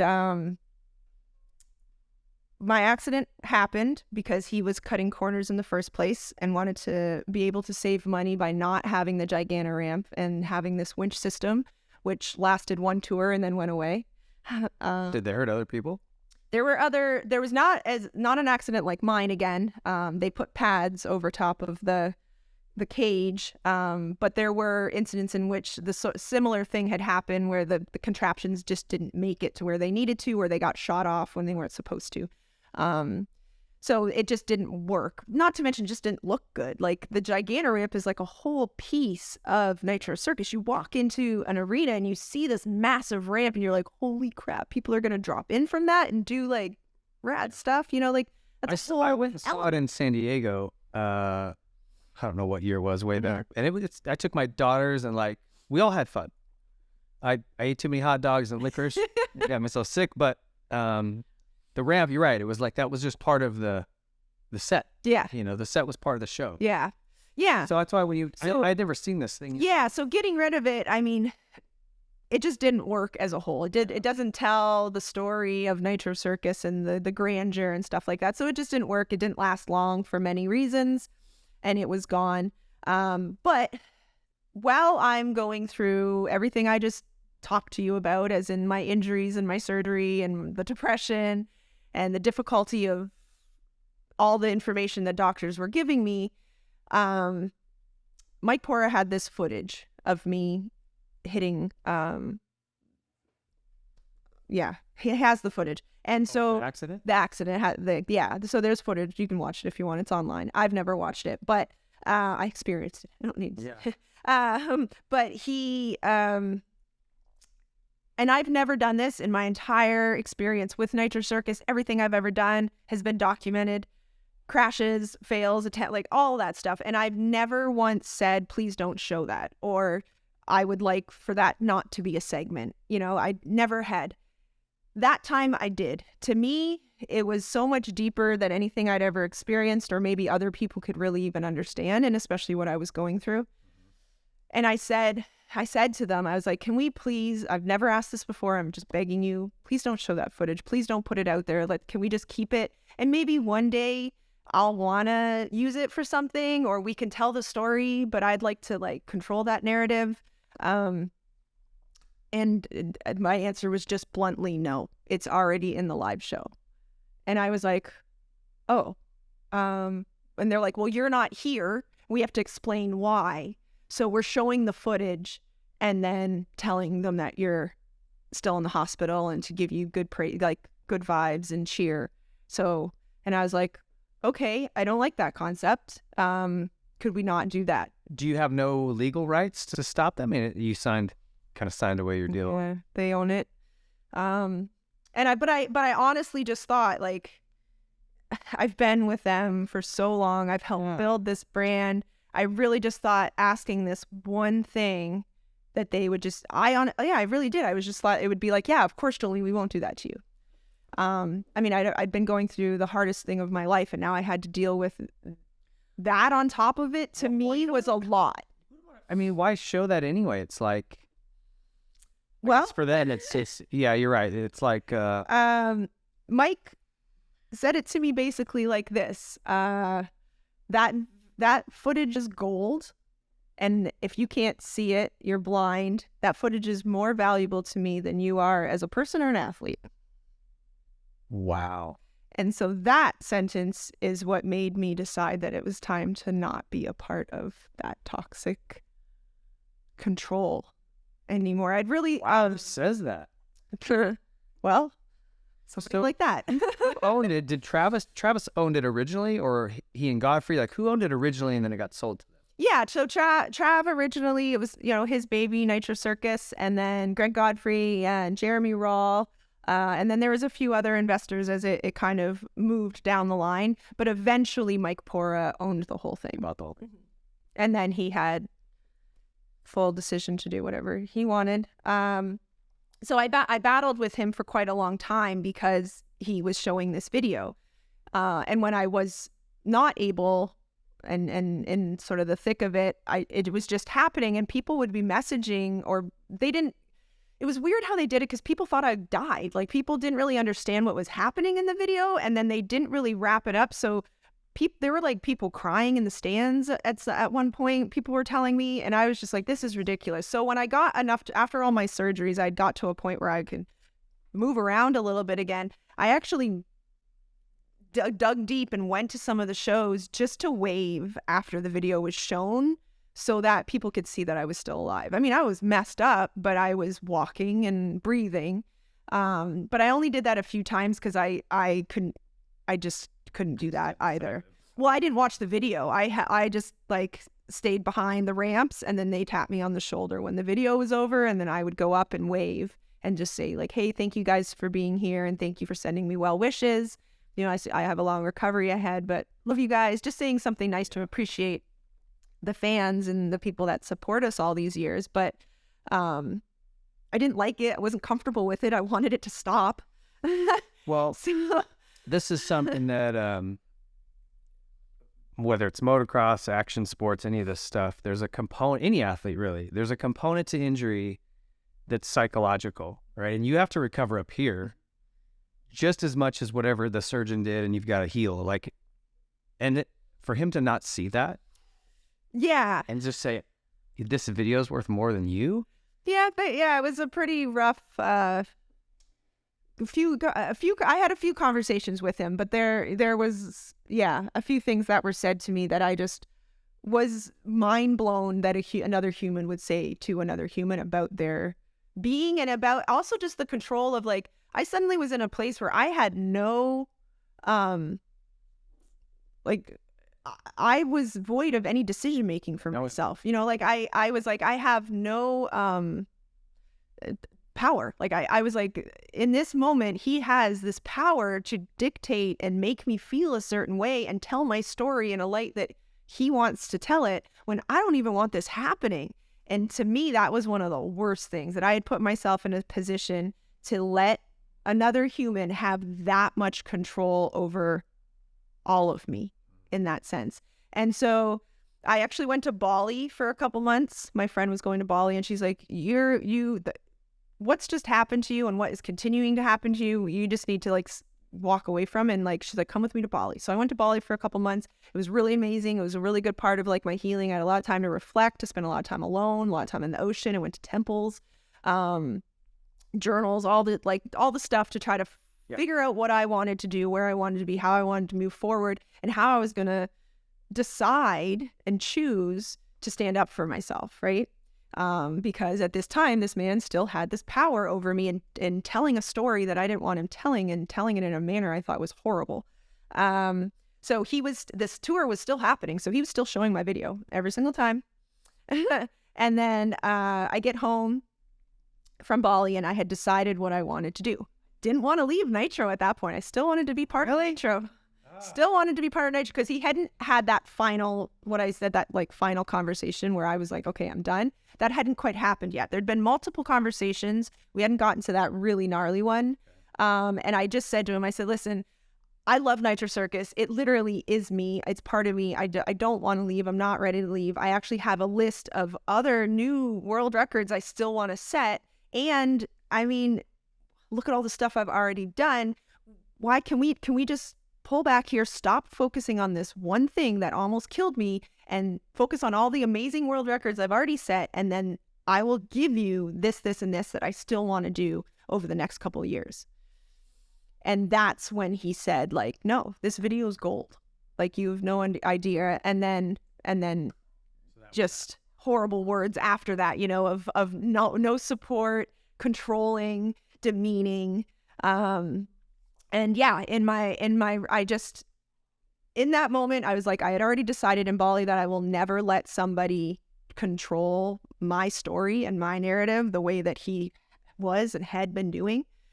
And so I just said to him, I said, well, this is an extremely hard thing for me to say because this is my family and I have given everything to it for 12 years or whatever it was at that point. I was like, but I guess my time with Nitro Circus is over. If you can't come to a compromise with me in how I'm going to move forward with Nitro Circus. And his response was basically like, don't let the door hit you on the ass on the way out. And that was it. And you shared this with the guys who stayed, right? Obviously, Everybody knows the story. Yeah. All the guys know the story. And they were all super supportive. Everybody, like, that's the thing. Like, I love Nitro. I absolutely love Nitro from the bottom of my heart. And this whole process, all the boys, everybody has been amazing. Everybody's been supportive. Nobody has ever done me wrong except this one person that should not have owned Nitro Circus. Seems really short-sighted on his part. Like, okay, you might get mileage out of that clip for this year, but then you could have stayed on for multiple seasons and given them more and more. You know what I mean? Like, that seems short-sighted to me anyway. Yeah. The thing was too, I took it as a sign from the universe. They're like, hey, Jolene, you almost died. Yeah. You know, like, time to move on. Like, I really was. And then after I got that response from him, that was really just sort of my last sign, red flag to say, like, hey, you had an amazing run with Nitro Circus. These people are your family. They're not going anywhere. And they still are to this day. You know, like, I'm Travis's daughters. They're my goddaughters. You know, like, we do trips every year with Andy Bell and the Pastranas. I spend a lot of time with Tommy and Jim, and like, we all still are family and love each other, and that will never go away and that will never stop. And same with all the other live, you know, athletes and stuff like that. And they have always supported every decision I have made, but nobody had control. It's not like any of them could have stopped him. None of us had control. We were all at, you know, so it's like, I'm not mad at anybody. I don't blame anybody. I've never had anything but love for even Nitro Circus as a whole. It's just Mike Pora that Yeah. Interesting. Well, maybe it's turned out to be a blessing in disguise, is that right? It was my sign. And I wanted to know. It was my sign to move on. So you'd been now how many years since you did the Batman thing? 3? Well, Batman we filmed in 2011. And I left 15. I left in 16. Okay. I know you're still getting residual checks. Yeah. Big ones. Yeah, not big anymore, but I'll get them for the rest of my life. Right. So did that not like trigger something in you, like, these checks just keep coming in and they're pretty damn good. Like, yeah, I knew what my future would hold. Okay. I don't know if you know this. I had a little stud career. I didn't. Major feature film called Supercross the movie. Oh yes, Supercross. I know many people that partook in this. I stunt double for Trip Carlisle. I had a gag in there. Did jump off a bike into some boxes. Almost died. But I still get checks for that shitty little movie that I did in 2005. Yeah. They're not big. They're $25 now, but I'm just thinking, man, if I was in Batman, you know, those checks would be bigger and they'd still be rolling in. Hey, Yeah, no, I in that small window, there was definitely a couple projects that I did do because I wasn't asking for work or looking for work. But if work came to me and I was able to do it, I would do my best to make it happen. So I did do a couple things in between. I unfortunately, and I regret this, but I turned down working on Fast 5 at one point, but we were on tour and I was like, damn it, I should have just left tour. I mean, I'd done a million tours at that point. So now I wish I would have just left and done it. But at the time I was still in it. And then, in 2016, when I made that decision to leave Nitro, I started making all the phone calls to all those people I told you about from Batman. Excuse me. And Doors open right back. Every single one of those people was willing to help me in whatever capacity they were able to help, be it just giving my name to another person, saying, hey, Jolene left Nitro Circus and she wants to do stunts. I didn't, whatever it was, but every single one of them has helped me. Yeah. And I've been doing stunts full time ever since in the film industry. I've worked on many, many movies, TV shows, colorfuls. That year? I didn't. I stayed in Nitro Circus, stayed in Nitro Circus. I stayed living in Maryland I lived at Travis's compound. And I stayed living there for a little while longer and then slowly made the transition over because everybody I spoke to was like, just come here, come live here. You make better connections. You can meet, coordinators. We can give you day jobs. You're not flying across the country just to work one day. We're not going to do that, type of thing. It's like, if you're here, we can work you in and you can slowly start to meet people that you should be working for. And so I came over here and started, I wasn't here like full time, but in 2016 is when 17, because 16 I still was in Maryland and doing different things. I worked a few jobs, and then in 17 is when I started making the transition, and then came to California full time. And from Canada to Maryland to LA. Yeah. Not an awesome landing point. How much did you hate it? A lot. Yeah. Yeah. Hence why I live in Big Bear. But no, I didn't. I understood why I was there. I'd made that choice. I was only a few minutes from LAX. I was working a lot in Vancouver at the time too, so flying back and forth made it super easy. I'd worked, a bunch of jobs in LA, and then when you get, movies where you have to go on location anyway, those are great because it doesn't really matter where you live. You're flying to where they're filming. You worked on a bunch of stuff, but The Matrix was one that I thought was interesting. What did you do there? Cool.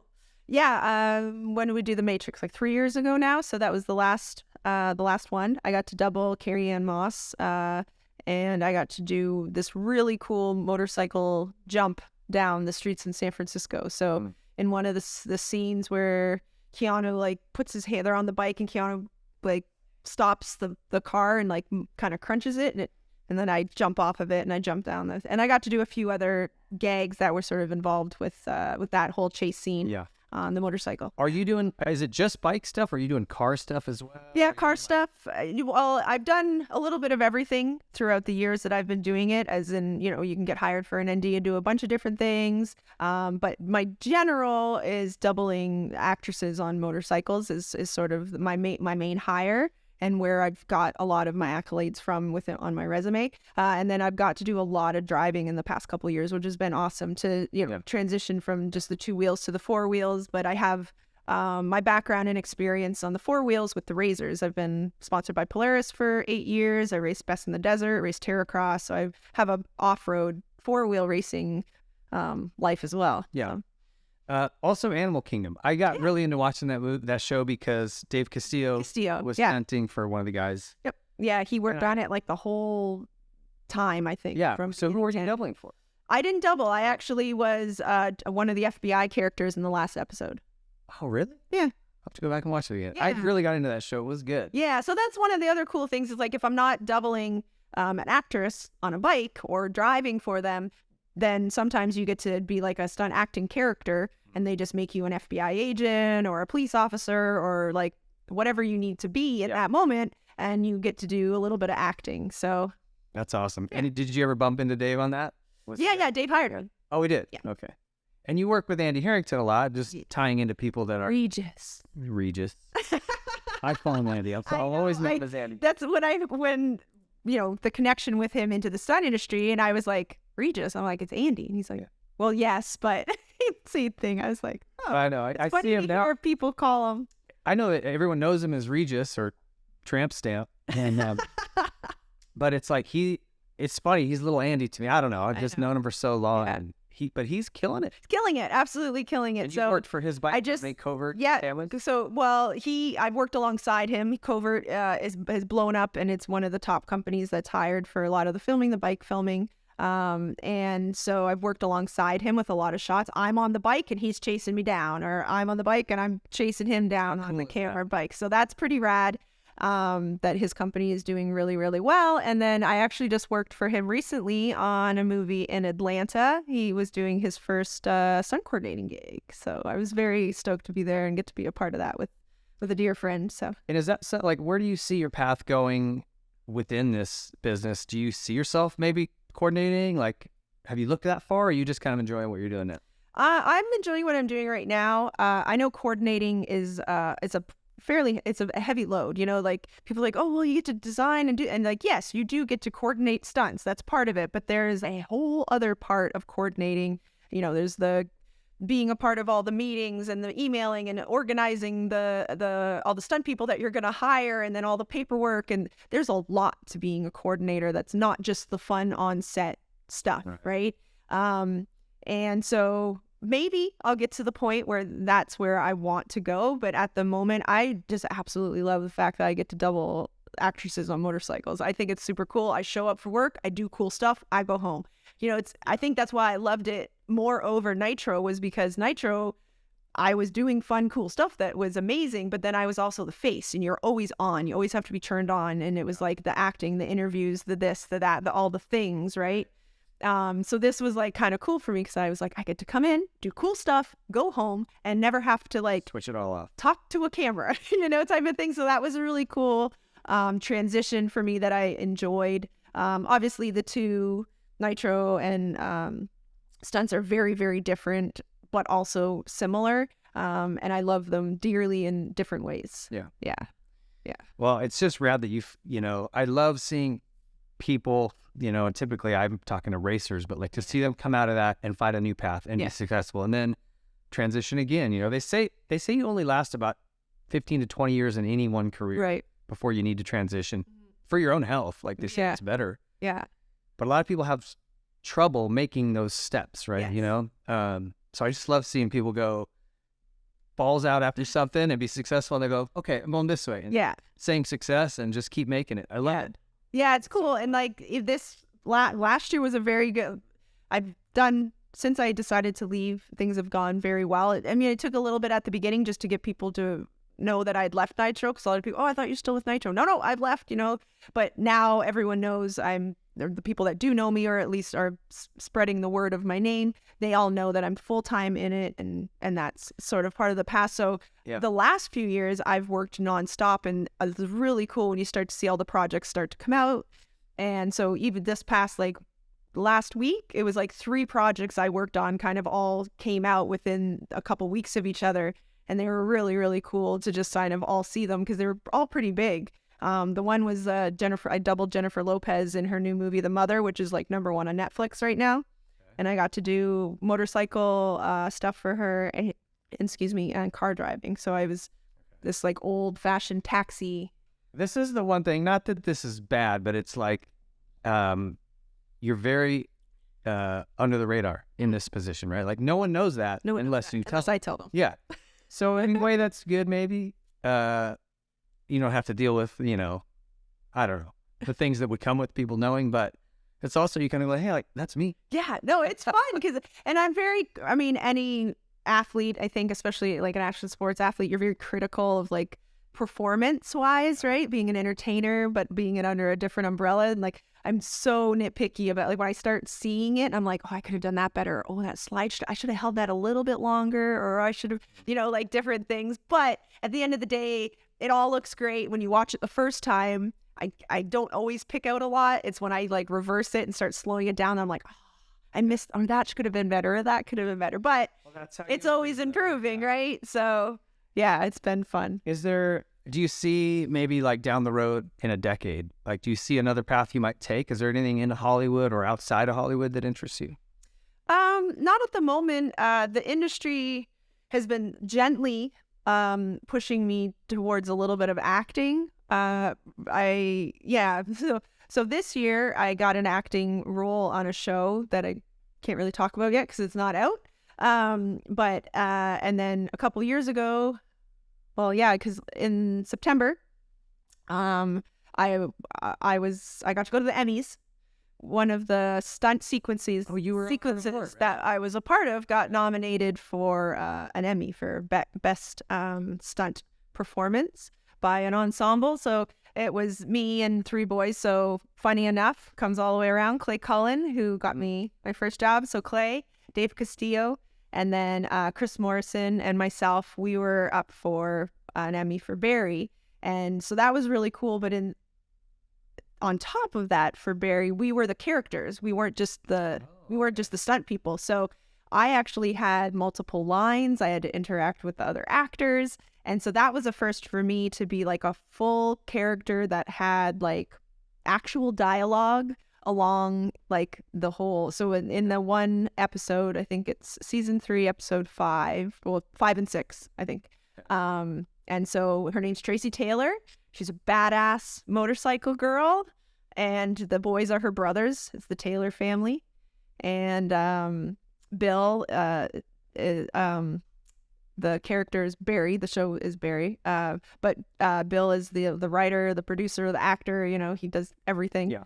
And so he kills us all off. So it's really cool, this whole like chase scene where each one of us just sort of gets picked off, this Taylor family. And but yeah, it was my first experience as like a really big, like for me, a big part in the stunt acting, where I actually had lines. And then there's another opportunity in the fall, I think, where I might be doing some acting. So does the acting thing seem like, to me, it just, I'm way too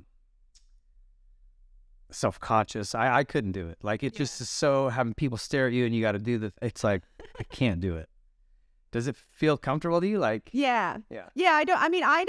I've always been fine in front of, I've been a social butterfly since I was a kid. So being in front of people and talking and entertaining and being the center of attention doesn't bother me. I can do that, right? But being a character, like trying to play something else. It's fun. Yeah? Yeah. I like, you're just not, you can, you're not yourself. You get to just be that person or that character. And so I let go of that self-awareness. Yes. So I'm still very, at the beginning of it, I've only done it a couple times on this type of a level. But it's been fun so far. I've really enjoyed it. The only thing that like gets me nervous where I'm just like, acting is lines. Like I'm just like, that's new, right? And not because, well, first of all, because my memory's not the greatest these days with all the concussions and stuff. So I get a little nervous about not being able to memorize the way I used to.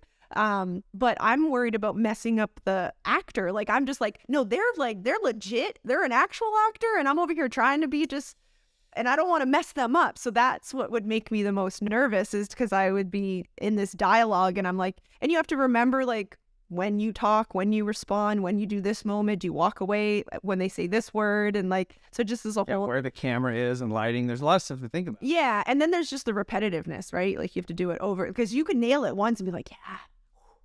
And you're like, oh yeah, you're gonna have to do that 10 more times. Like it's not like you just do it once and and that's a wrap, nailed it. Like you have to do it over and over and over again in that same context and element and like and all those types of things. So it's new and it's not the direction I'm trying to go, but it seems to be coming my way a little bit. So I've just been embracing it. And if something happens from it, I'm stoked. If it doesn't, I am in love with my job as a stunt person. And I will do stunts the rest of my life if it'll have me. That's cool. Yeah. Where do you see yourself ending up long term? You and I both kind of have the same feelings about this place. Yeah, I don't know. Would you go back home? Did you like the East Coast? I like the East Coast. I was brought here because of work and because of the industry. And as much as California has to offer, and I like it at times, I just don't think it's somewhere I want to be. Yeah. In my old age. But I don't think I've found where I want to be either. Haven't landed yet. Yeah, haven't landed. This place is like the best and the worst. Yeah. And I feel like I have sort of done my whole life is I don't do a lot of the planning so really far in advance. I kind of let things come and unfold as they're supposed to. And I really have experienced some amazing forks in the road or pivots where my life was like going in one direction, and by like making one decision or meeting one person, it's over here now. So you never know where life can take you. So making a plan like that to me is silly. That's silly. I've taken a lot of your time. I'm sorry. I know you've been like looking at this list going, holy shit, is this guy serious? Are you down at the We're dead. The last one. You promise? This is the question we ask all our guests. Oh my goodness, you've been making me talk forever. How do you want to be remembered in the action sports world? Oh, I just hope I'm remembered. Yeah? Yeah. I mean, you work really, really hard. I've worked hard my whole life to just do what I love. And I didn't set out to try to set the world on fire or set records or become somebody special that did this for the first time. But I was fortunate enough to be in the company and atmosphere of people that were able to provide that opportunity and window, and I took it and ran with it. And so the fact that I've been able to do everything that I have done, and I do have this life and this journey and this resume, I just hope that like years down the road, when either I'm old or I'm not here anymore, that my name still sort of lives in action sports and with two wheels, that I was someone that did something pretty cool at one point. Well, you've done some pretty cool stuff. Yeah. So no more jumping into the Grand Canyon, but thank you so much for being on. Thank you. We want to keep you around. Okay. This is the most amount of talking about my life I think I might have ever done. It was fascinating. So thanks for doing it. How can people find the Outpost, by the way, if they're in the area? Yes. Come and stay at the Outpost if we're up at Big Bear. Website? So it's outpostbigbear.com. We also have an Instagram, outpostbigbear.com, and we're on Airbnb as well. Go check it out. It's honestly super cool. You can come say hi to me at my fire station right down the road. Thank you so much for taking the time. Thank you. All right. Stay tuned. We'll be back to wrap up the show. I wanna be bad with you, girl, like we're robbing a bank. I wanna be mad at the world, like it took you away. All right. Well, welcome back, everybody. Hope you guys enjoyed that. Really cool of Jolene to take the time to come down and chat with us.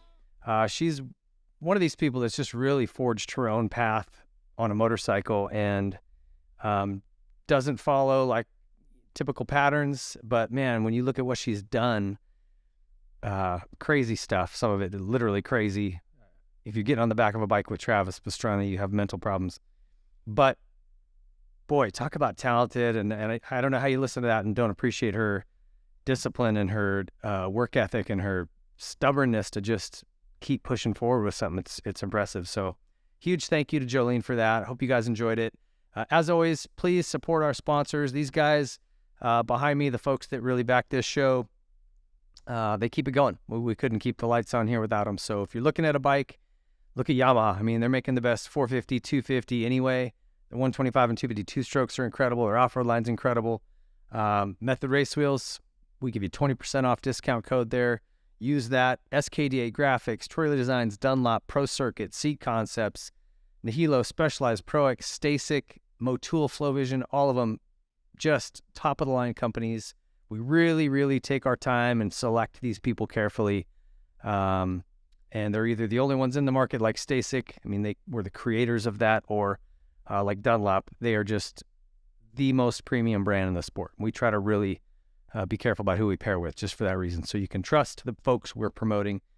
So thank you. Go over and check out Whiskey Throttle Media if you get a minute, and we'll see you guys soon. We've got more great shows lined up. Thanks for watching. See ya.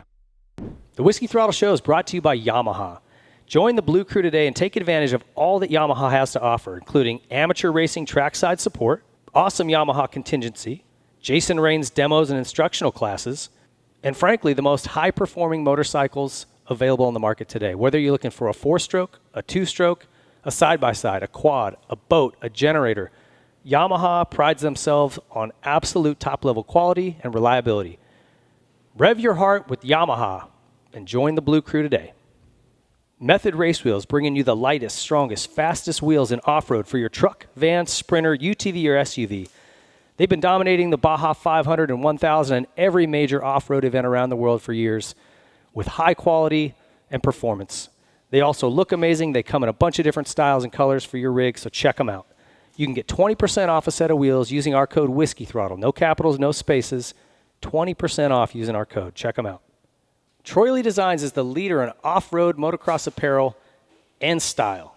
So whether you're looking for a cool new paint job for your helmet, maybe your name and number on your helmet lettered on, you're looking for new gear, you're looking for mountain bike gear, off-road gear. They've got the brand new Scout line in GP and SE models. Troy Lee Designs has it all. They've been leading this industry for decades, and they're going to continue to do it. Check out TroyLeeDesigns.com. SKDA is a moto graphics and seat covers company with several offices based around the globe. For too long, bikes and graphics have all looked the same. They just start to blend together. SKDA is working to change that. With super clean and unique design work, a bike with SKDA graphics stands out in a crowd and adds a touch of art to the world of moto. Hey, we need that. SKDA prides itself on providing premium customer service both before and after the sale is made. Visit SKDA online to view the current product range and get in touch with their team to get your bike refreshed. I want to just make a mention here that these guys, not only is their design way outside the box, very, very cool. They'll work with you on custom things. The products are incredible. Okay, they'll speak for themselves. But what's really awesome, and you'll notice this the minute you order one of these, man, they give you an email saying, hey, the product's been shipped. Hey, the product is here. It landed in this spot. Hey, it's coming today. Hey, your product's been delivered. They just so good about staying in touch with you and letting you know where it's at. Customer service is 100%, and that's just something that's rare these days. Check out SKDA. Here at the Whiskey Throttle Show, we're all about supporting brands that support our sport. And there's one tire company that has never walked away from the sport of motocross and supercross, and it's Dunlop. When times got tough and the economy took a crash, Dunlop stepped up and stayed with our sport to support it and the athletes and individuals that love it. Their MX-53 line and MX-33 lines absolutely dominate this sport. Every national championship at the pro level has been won in the last decade, and nearly every single amateur national championship at Loretta Lynn's has been won on a Dunlop.